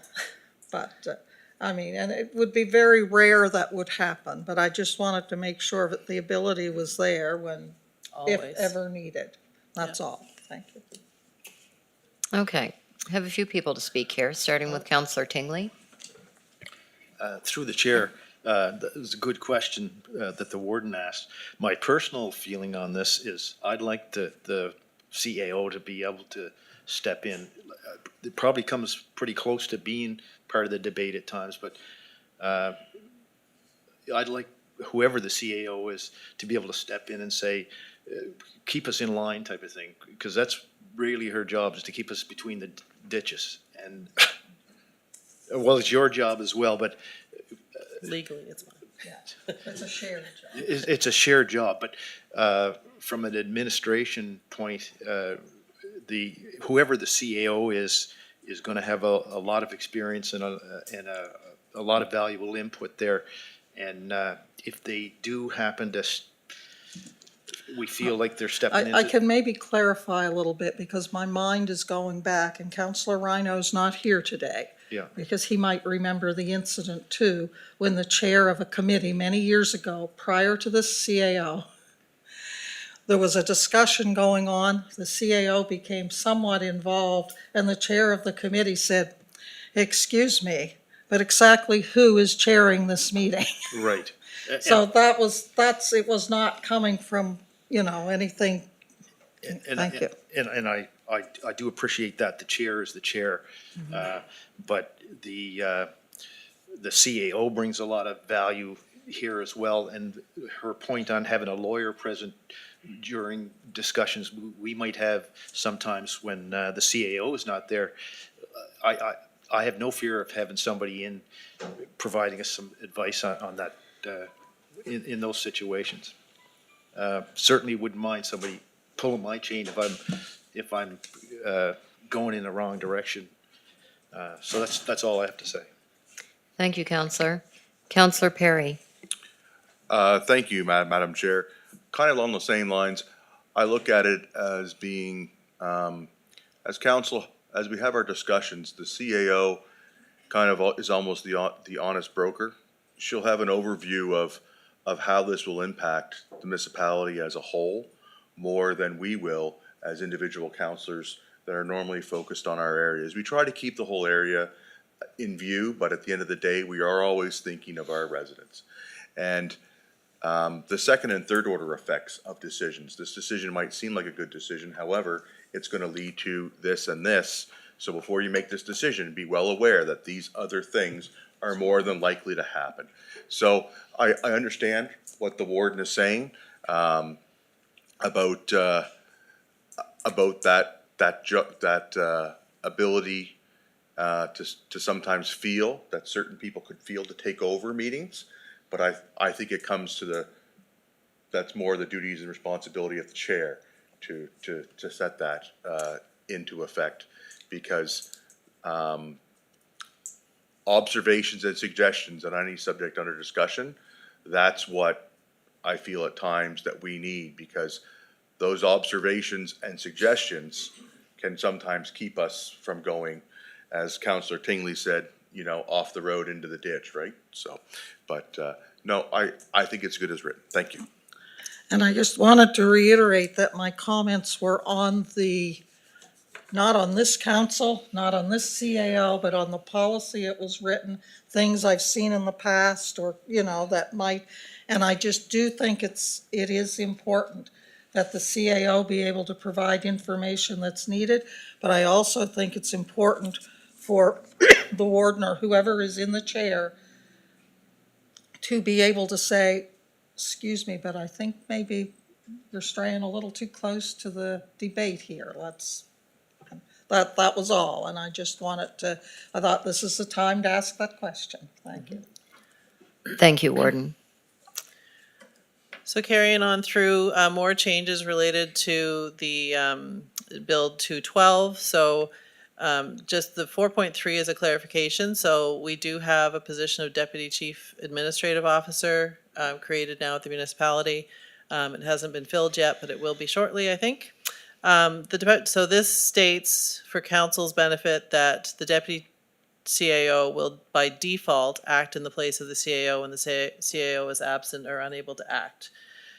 The next section, 4.4, comes from Bill 212. So notwithstanding the fact that we have a Deputy Chief Administrative Officer who will by default become the CAO if the CAO is unavailable, if they've been absent or unable to act for more than 30 days, the council may intervene, reassume or redirect any delegation of authority made by the CAO.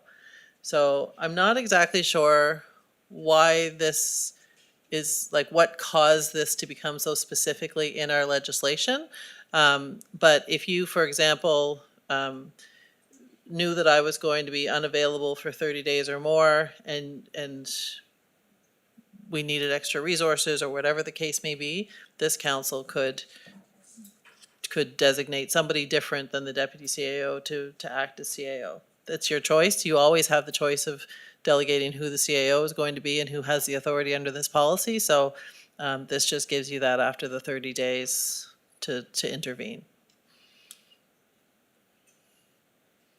I see one question. Counselor Perry. Thank you, Madam Chair. Yeah, when looking at some of the things that were impacted by C-12 or Bill 12, 212. 212, I think this kind of goes with, we have 50 some odd municipalities in Nova Scotia, some of them not as robust with staff and depth. Some of them only have 2 employees for the whole municipality in some cases. And if a CAO is gone, they're also fill multiple roles. So I think it just gives those smaller municipalities some flexibility. I think that's where that might come from, because that's the only place I could see that really being used, would be some of the small little towns and really small municipalities that literally have 3 people running the whole show. So I just wanted to add that you know, we're at a size and we have the depth that I don't think that'll be an issue. Thank you. Thank you. And Madam Chair, the last change to the policy comes from your procurement policy. So when we changed the procurement policy last year, there really was no place for this to be put in it. So we've moved it into this policy. So it's basically giving the CAO authority pursuant to sections 1 and 2, which gives the CAO authority to enter into different contracts, to enter into multi-year term contracts so long as the total contract duration doesn't exceed 5 years. So that was in the old procurement policy. So those are the changes to the report. There is a motion for the first council meeting this afternoon, and then a motion for the second council meeting next week.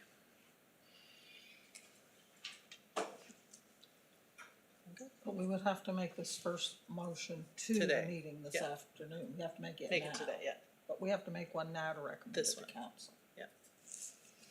This motion, if you're okay with the changes in the policy, would be made now. Okay, Counselor Merriam.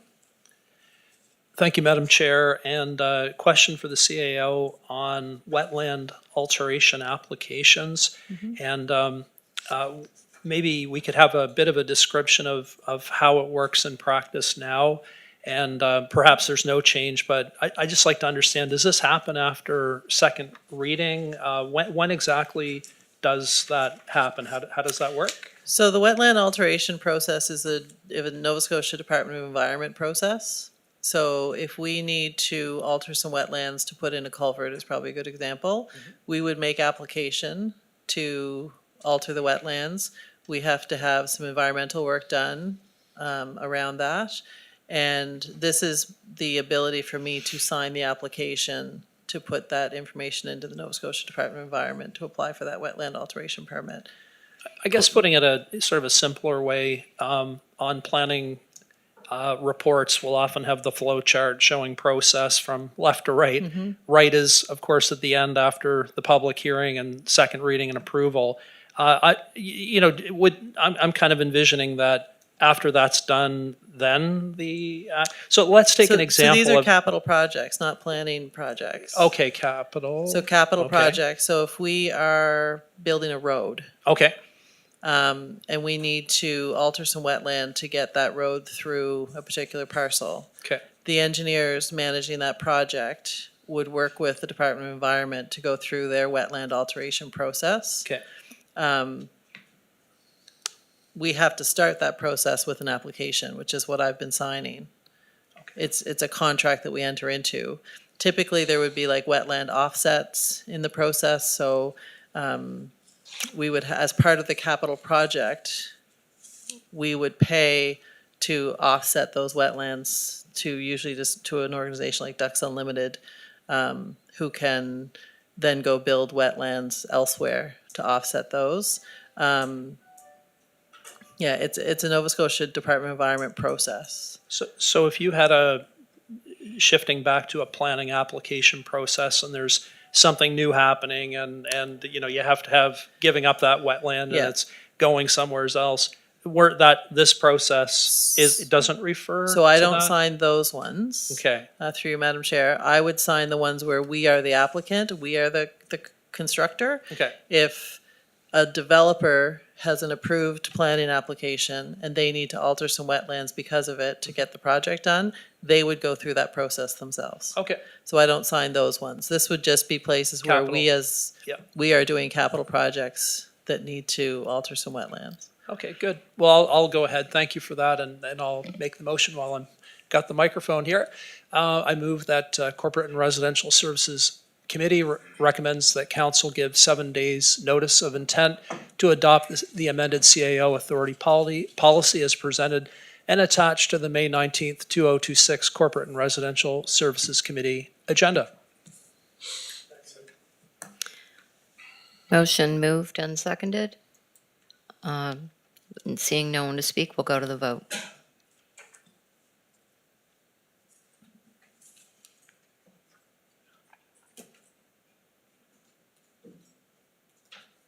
And the motion has passed unanimously.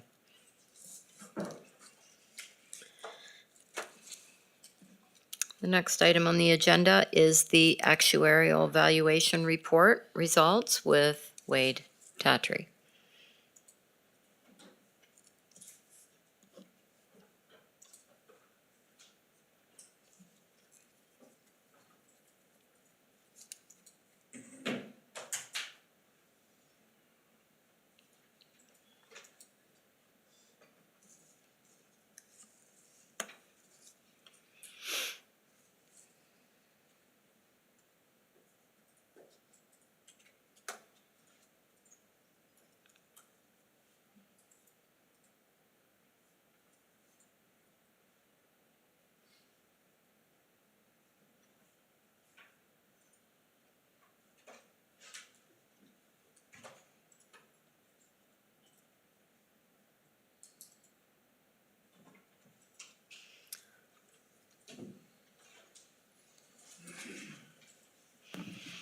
Okay, you can go ahead when you're Okay. ready. Thank you, Madam Chair. And good morning, everybody. Excuse me. This morning, I'm going to be talking about the recent actuarial evaluation we had on the defined benefit pension plan for the municipality. Just going to bring up our report here. So, I'm going to talk about this. There's a lot of information in the staff report. There's a lot of information in the actuarial report, but I'm just going to highlight what I think is important in these reports. First off, we are required to have a full actuarial evaluation done every 3 years, and March 31st, 2025 was the third year. Previous one being done in 2022. We do have to file this report, if approved by council, with the regulators in Nova Scotia by September 30th of 2026. The actuaries, when they're doing this report, they have to make a lot of assumptions what's going to happen in the future for a variety of things. And they have to change those assumptions every time they do their full actuarial report.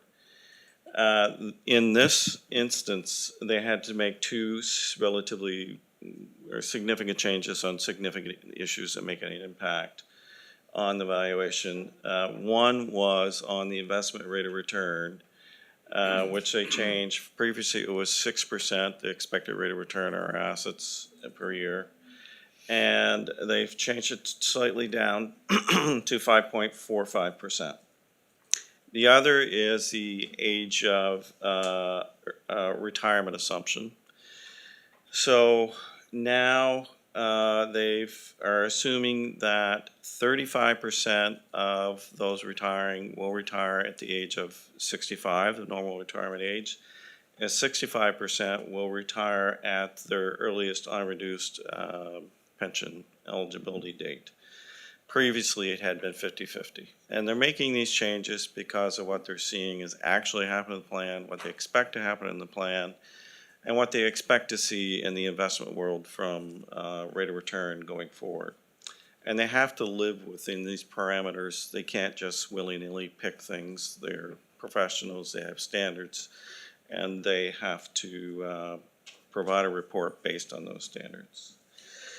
So those two changes and some other things, but those two are significant reasons that we're going to have some changes in relation to the current service cost for the employer starting in 2026. It used to be 5.32% for the employer, and now it's going to be 6.85%. So that's an increase of 1.53%. In addition, there's always been annual special payments that's been calculated by the actuaries every year that we have to contribute to towards the purposes to reduce the deficit over a period of time.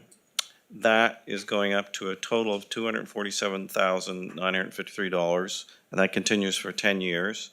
That's up slightly from what we contributed last year, up by about $31,000.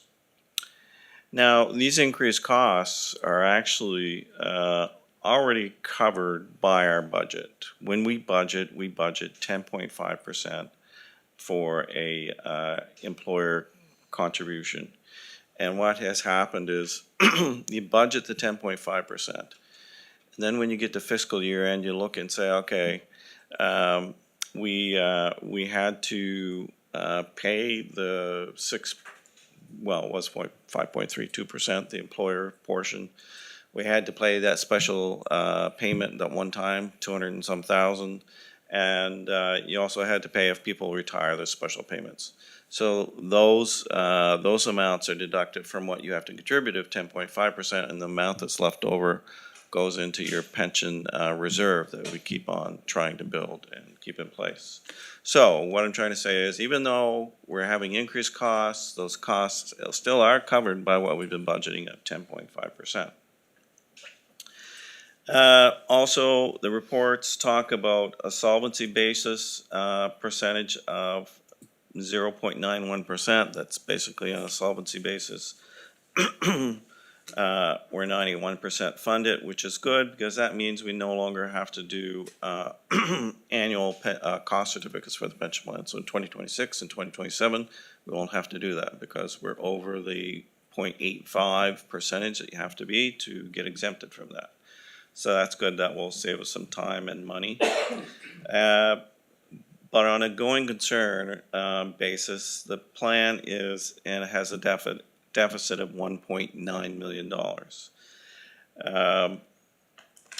Yeah, back when it was done in 2022, excuse me, it was 1.6 million. So it has grown slightly, but that's not unusual. The report itself has 6 recommendations, parts to it. I'll briefly go over them. First one is that the actuarial evaluation report be filed as outlined with the required legislative bodies. Second one, pension payments as required by legislation are approved for payment in the plan. That's the new rate and the annual contributions that we talked about.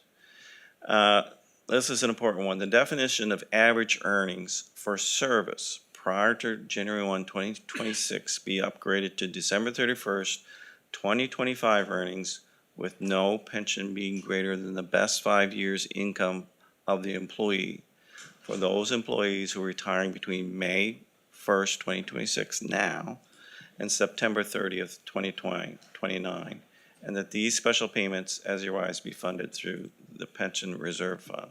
So that's basically saying for the next 3+ years, anybody who retires will end up with what is essentially a career average pension plan. It's not a final 5-year average pension plan, as opposed to what is essentially a career average plan. Okay, number 4, employer contribution rate, 6.85% contributions after January 26. Actuary to be asked to do the standard upgrade calculation at December 28th or December 2028, which shows the upgrade of earnings to December 31st, 2028 with no pension being rated 5 years. So that's basically a calculation in which we ask them to do, is to say, if we were to turn this into from a career average plan into a best 5 years plan, what would that actually cost us? So we ask them to do that every year, and that number is actually quoted in the report.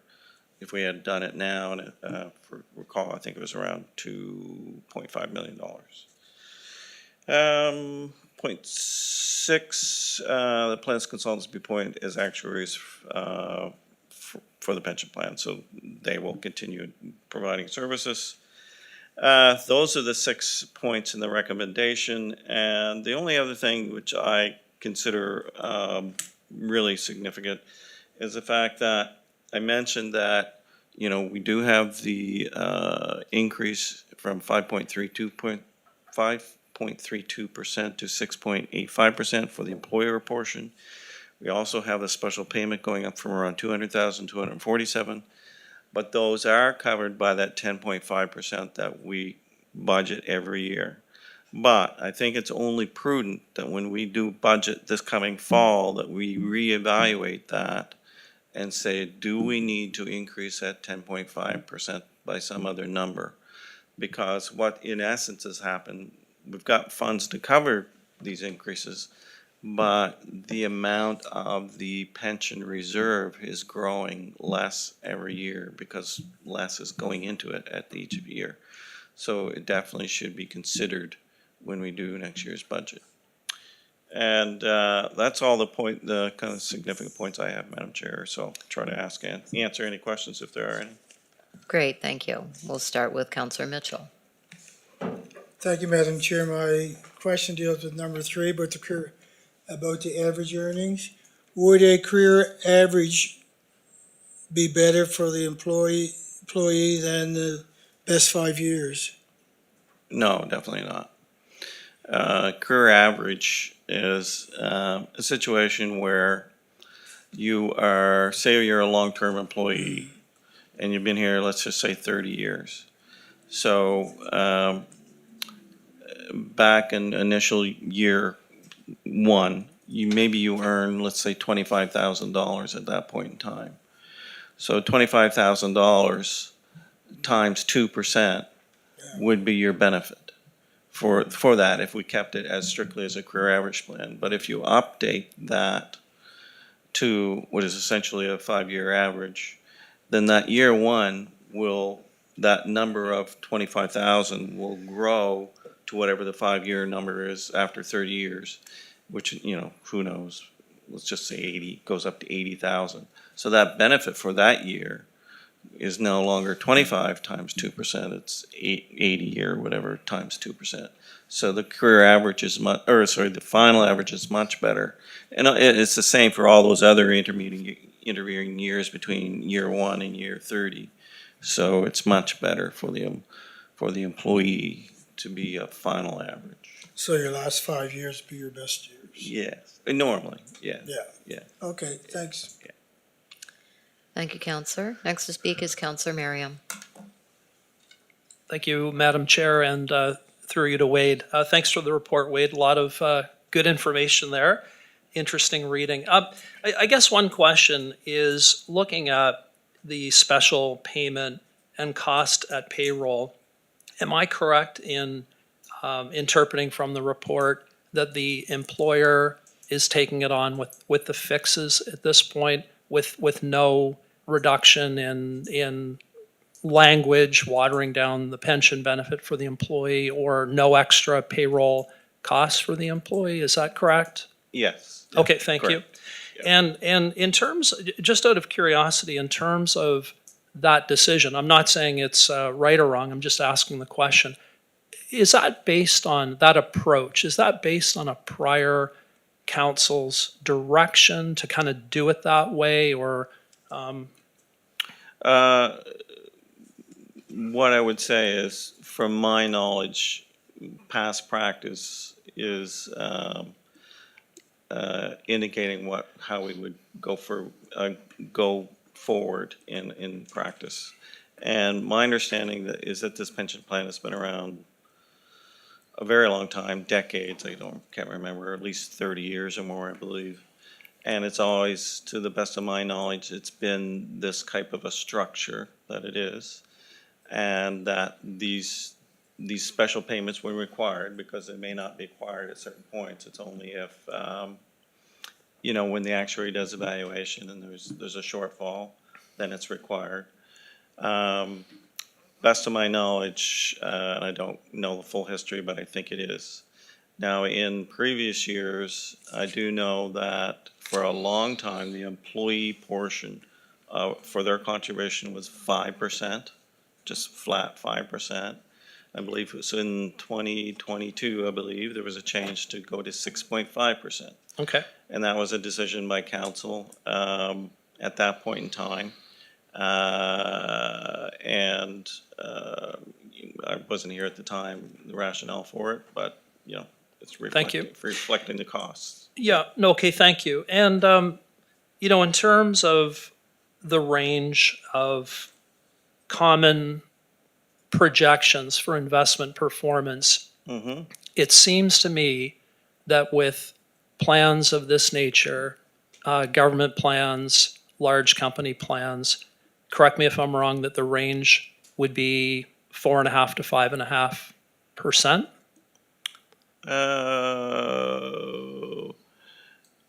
Well, are you talking about assumptions that they use? Yes, Or yes. assumptions? Yeah, the assumption of likely, Return over a performance of longer the period of- underlying investments in the pension plan. Well, I believe it's probably in the range of, I'm only guessing because I'm not an actuary and don't know all the other pension plans and what they use, but my guess is in the past, currently it's probably in the 4.5% to 6% over long term is my guess. But our actuaries should know about it more than I would. Yeah, I mean, I just spent a bit of time on the weekend kind of exploring that, and it seems, one of my colleagues could prove me wrong. It looks like even with because we have done a reduction, to bring it down to 545.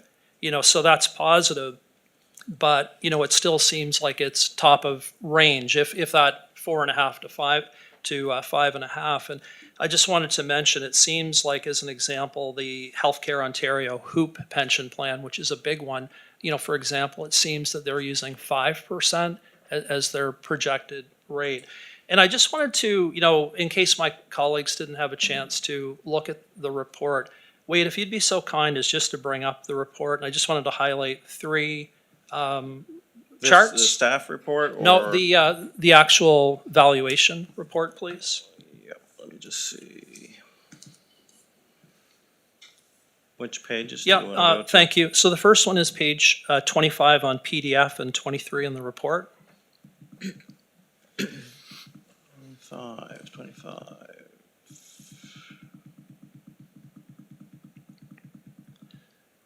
So this shows historical returns. Yes, right. And, one thing we can see, so, again, behind the defined benefit plan, there's money that's invested that's part of this, right? It's growing and, we see how it's done. And we can see 23 to 25, I mean, great, that's perfect. The year before in 22, it doesn't always go up, so there's a -8. Over, as I understand it here, the average of all years or the since inception return coming in at 5.6. So that's good too. So that does work in with the story of the 545. But, there are some contingencies. So that's sort of the background of our plan. And if we look at page 13 on the PDF or 11 in the report, I like this chart because it does show now what can happen. So, they're putting these pages in for a reason, because they're saying, well, I know we're showing 545, but let's take a look at what could happen if you had a 15% drop in the portfolio. And then we came back and we looked at the deficit. So in terms of the extra cost, when you look at the 1.9 on the right-hand side under actuarial surplus deficit, it just compares with suddenly if you have that 15% drop in investments, Now we're at 3.39 million instead of the minus 1.9.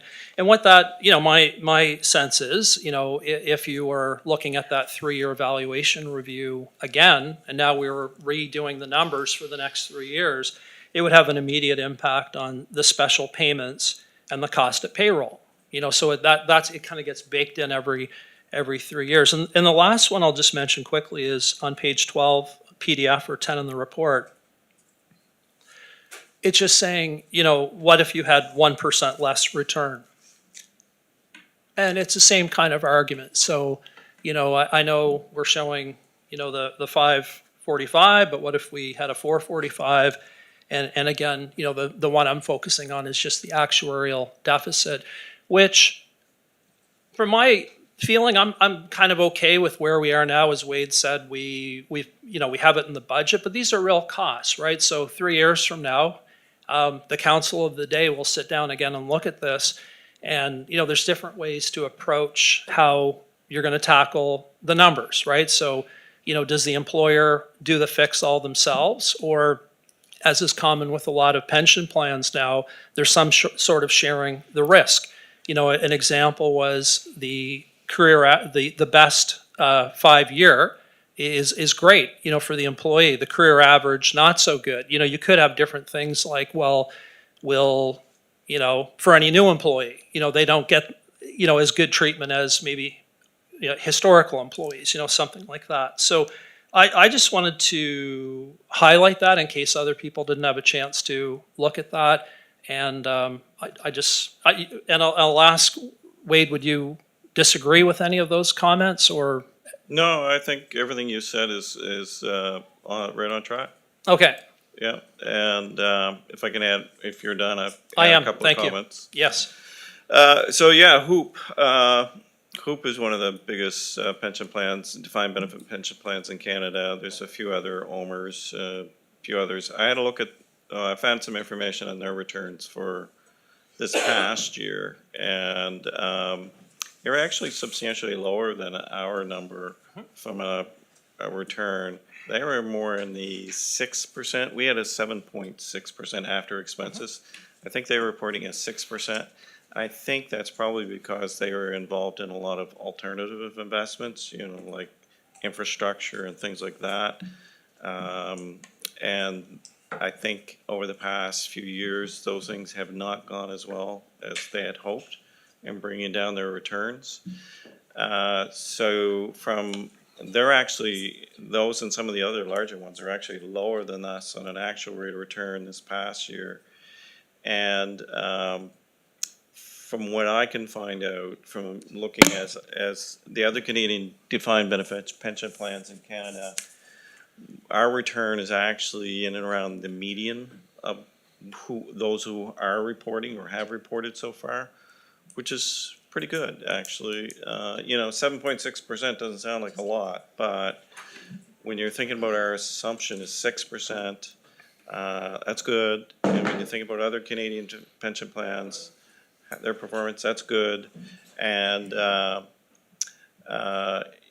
when you think about our portfolio and our statement of investment policy and procedures, we're weighting our investments 40% in fixed income, 10% in real estate, and 50% in equities. And so some people might be thinking here, well, haven't the equity markets blown the roof off? Yeah, they have over the past few years, but we are invested substantially in fixed income, which is a balance of risk. So Yeah. yeah. No, Anyways, I appreciate that. And, the historical returns are exactly that. It's the rear view mirror. So, I mean, we'll know going forward. And I think the actuaries too are very good at using actuarial assumptions. So, Yep. When you talk about things like, a range of returns and such, you're trying to make educated guesses about Yep. moving forward, not backwards. Thank you. Thank you, Counselor. Next to speak is, actually, I'm just going to let the CAO weigh in. Thank you, Madam Chair. I just wanted to give some context to the best 5 versus career average. So your plan text is a career average text in the plan. Council, for as long as I've ever known, at least for the last 30 years, has always done the upgrade every actuarial evaluation. Up until 2008, council would always do the upgrade for the whole plan. With the financial crash in 2008, I think we went from sort of general upgrades costing $200,000 to $400,000 to general upgrades costing like $1 or $2 million after the crash in 2008. So at that point, council started doing this every 3 years, only upgrading as people retired. So you weren't putting all of the money into the plan for all the employees to be upgraded to that point in time. It was just as people retired, they would get that upgrade to the best 3 or to the best 5 years.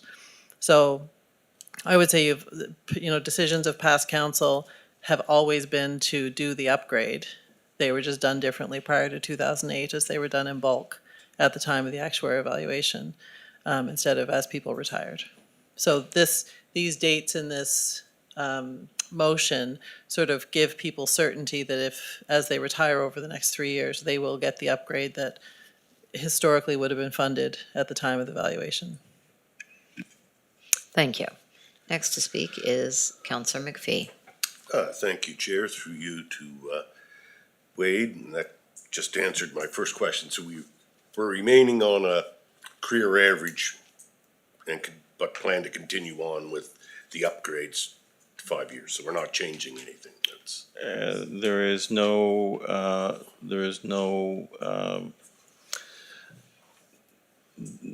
council has not indicated that there's any change in this plan at the moment, so it's as is right now. It's a career average, and when a person retires, it essentially turns into a 5-year average as long as council has approved that motion I referred to in part 3 of the motion. if I was an employee, I would want that changed, obviously, but anyway. What was I had 2 other questions. For the people who are on pension, is the pension indexed? No. No, it's a non-indexed pension. Correct. Okay, that solves that. My next question. And I was wondering and I believe it was Kyle Kennedy that was a term employee, he wouldn't have been on the pension plan? To be a term? No. So does, Into personnel issues. Oh, I Term employees are not. they're not term employees, so does a term employee, if they become full-time, do they get a chance to buy back their time? No, we don't have buybacks, no. I will add, though, that term,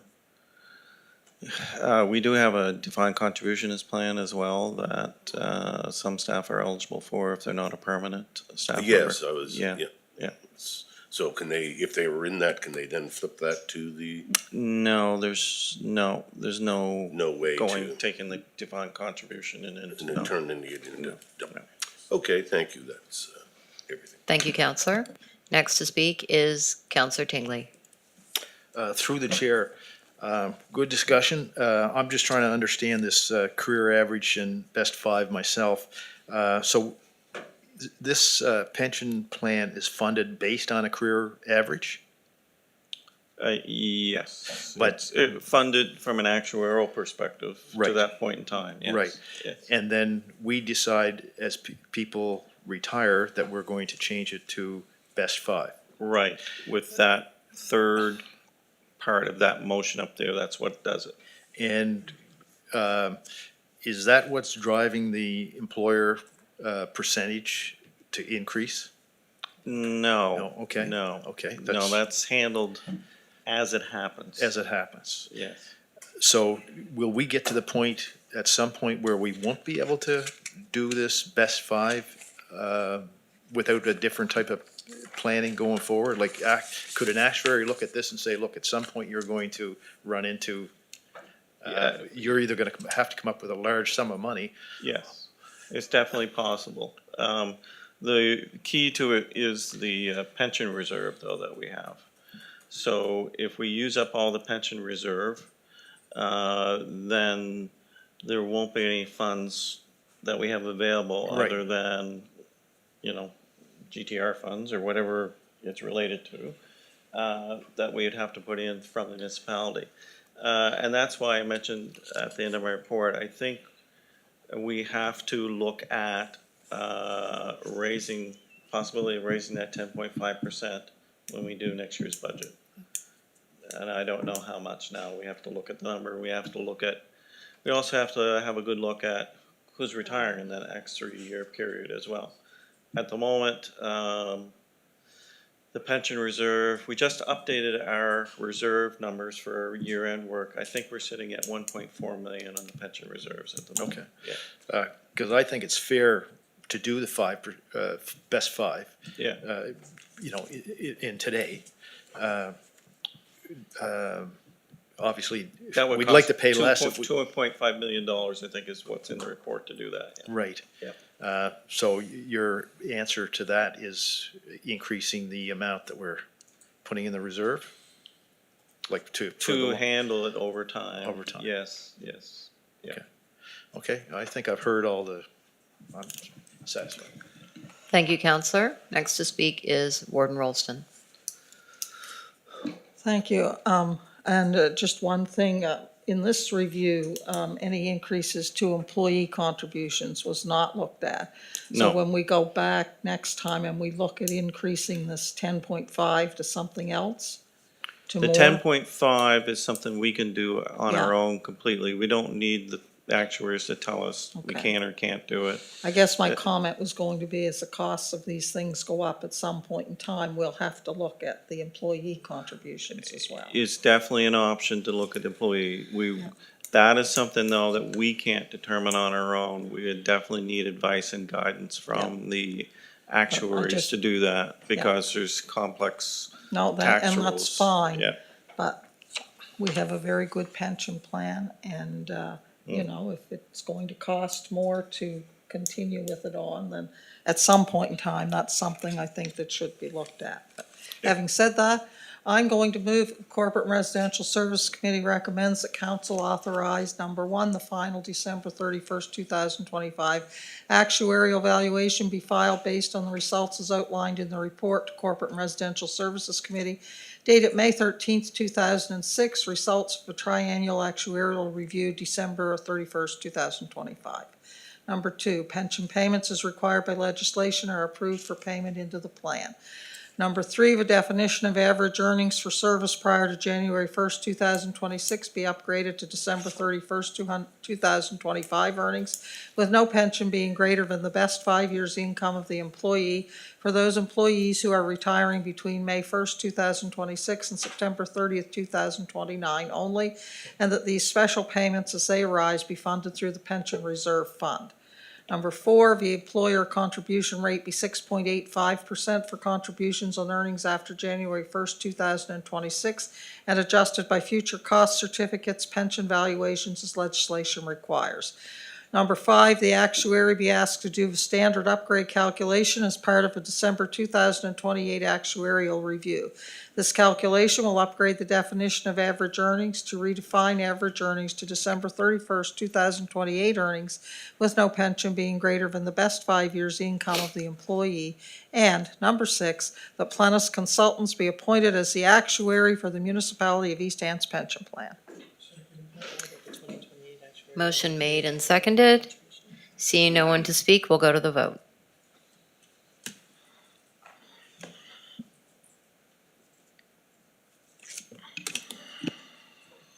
And the motion is passed unanimously. And at this time, I would also maybe like to make a motion that the 2028 actuarial review look at employee contributions. Not to say they would be increased, but it should be part of the review. Made and seconded. Seeing no one to speak, we'll go to the vote.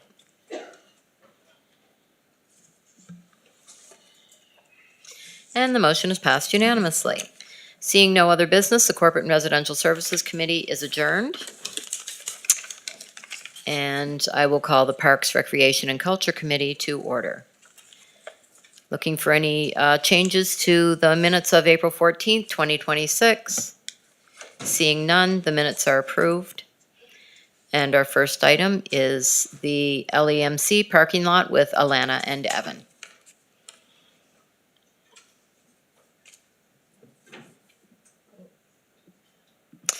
Counselor Mitchell? Just a question, we have nominating in 7 minutes, are we gonna, We probably won't finish this, okay, this, we won't finish the whole Parks and Rec thing. We'll get this done. Okay. Thank you.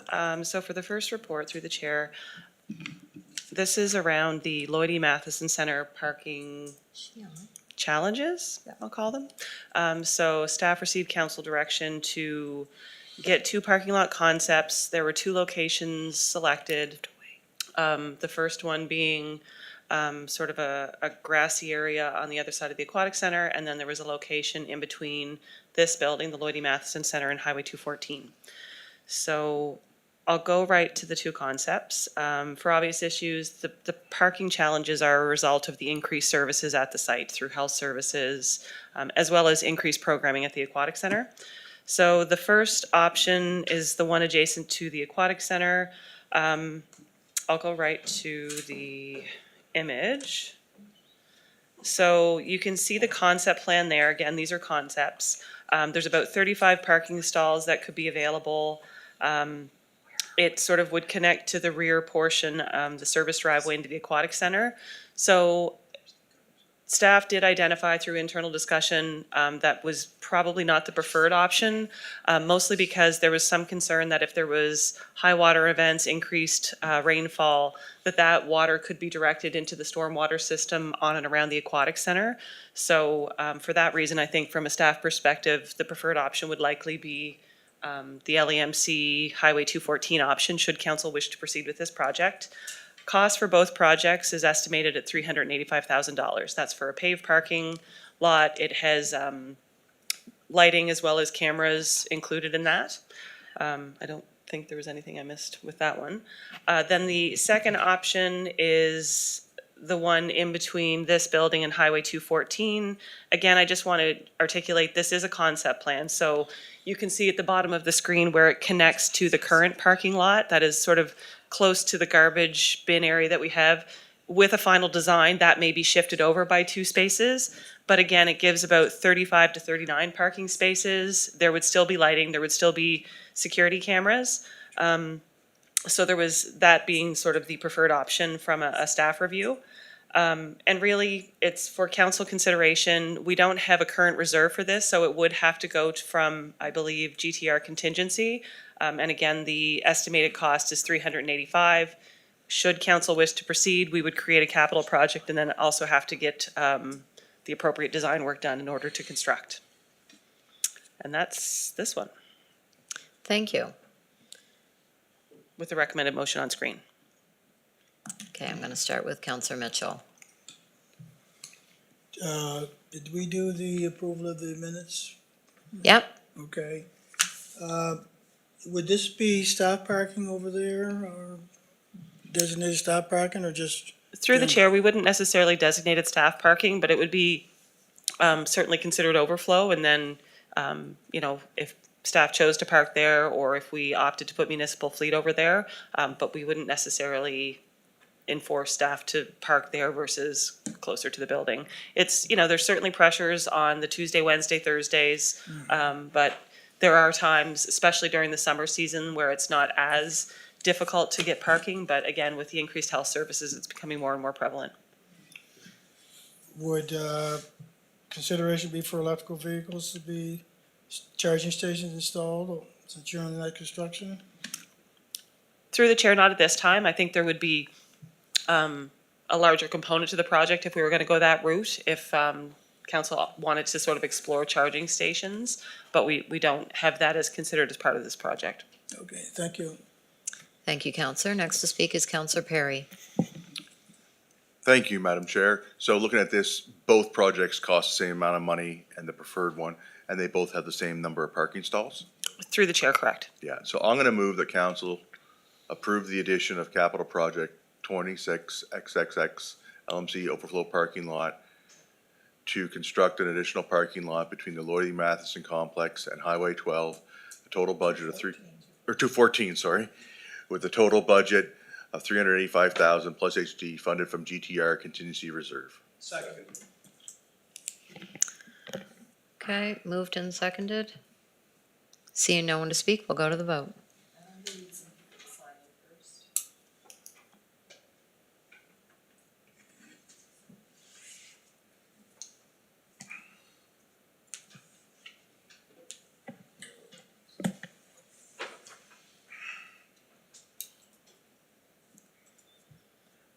And the motion is passed unanimously.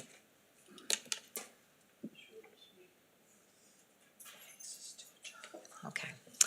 We are at our time of adjournment.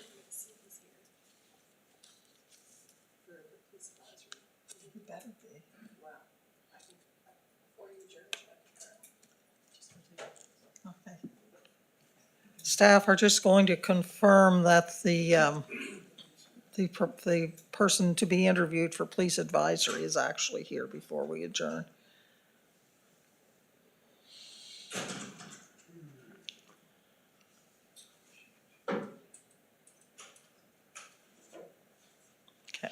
Okay, we will adjourn and we will resume Parks and Recreation and Culture Committee at 1:30.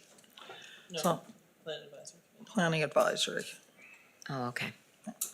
And all members of the nominating committee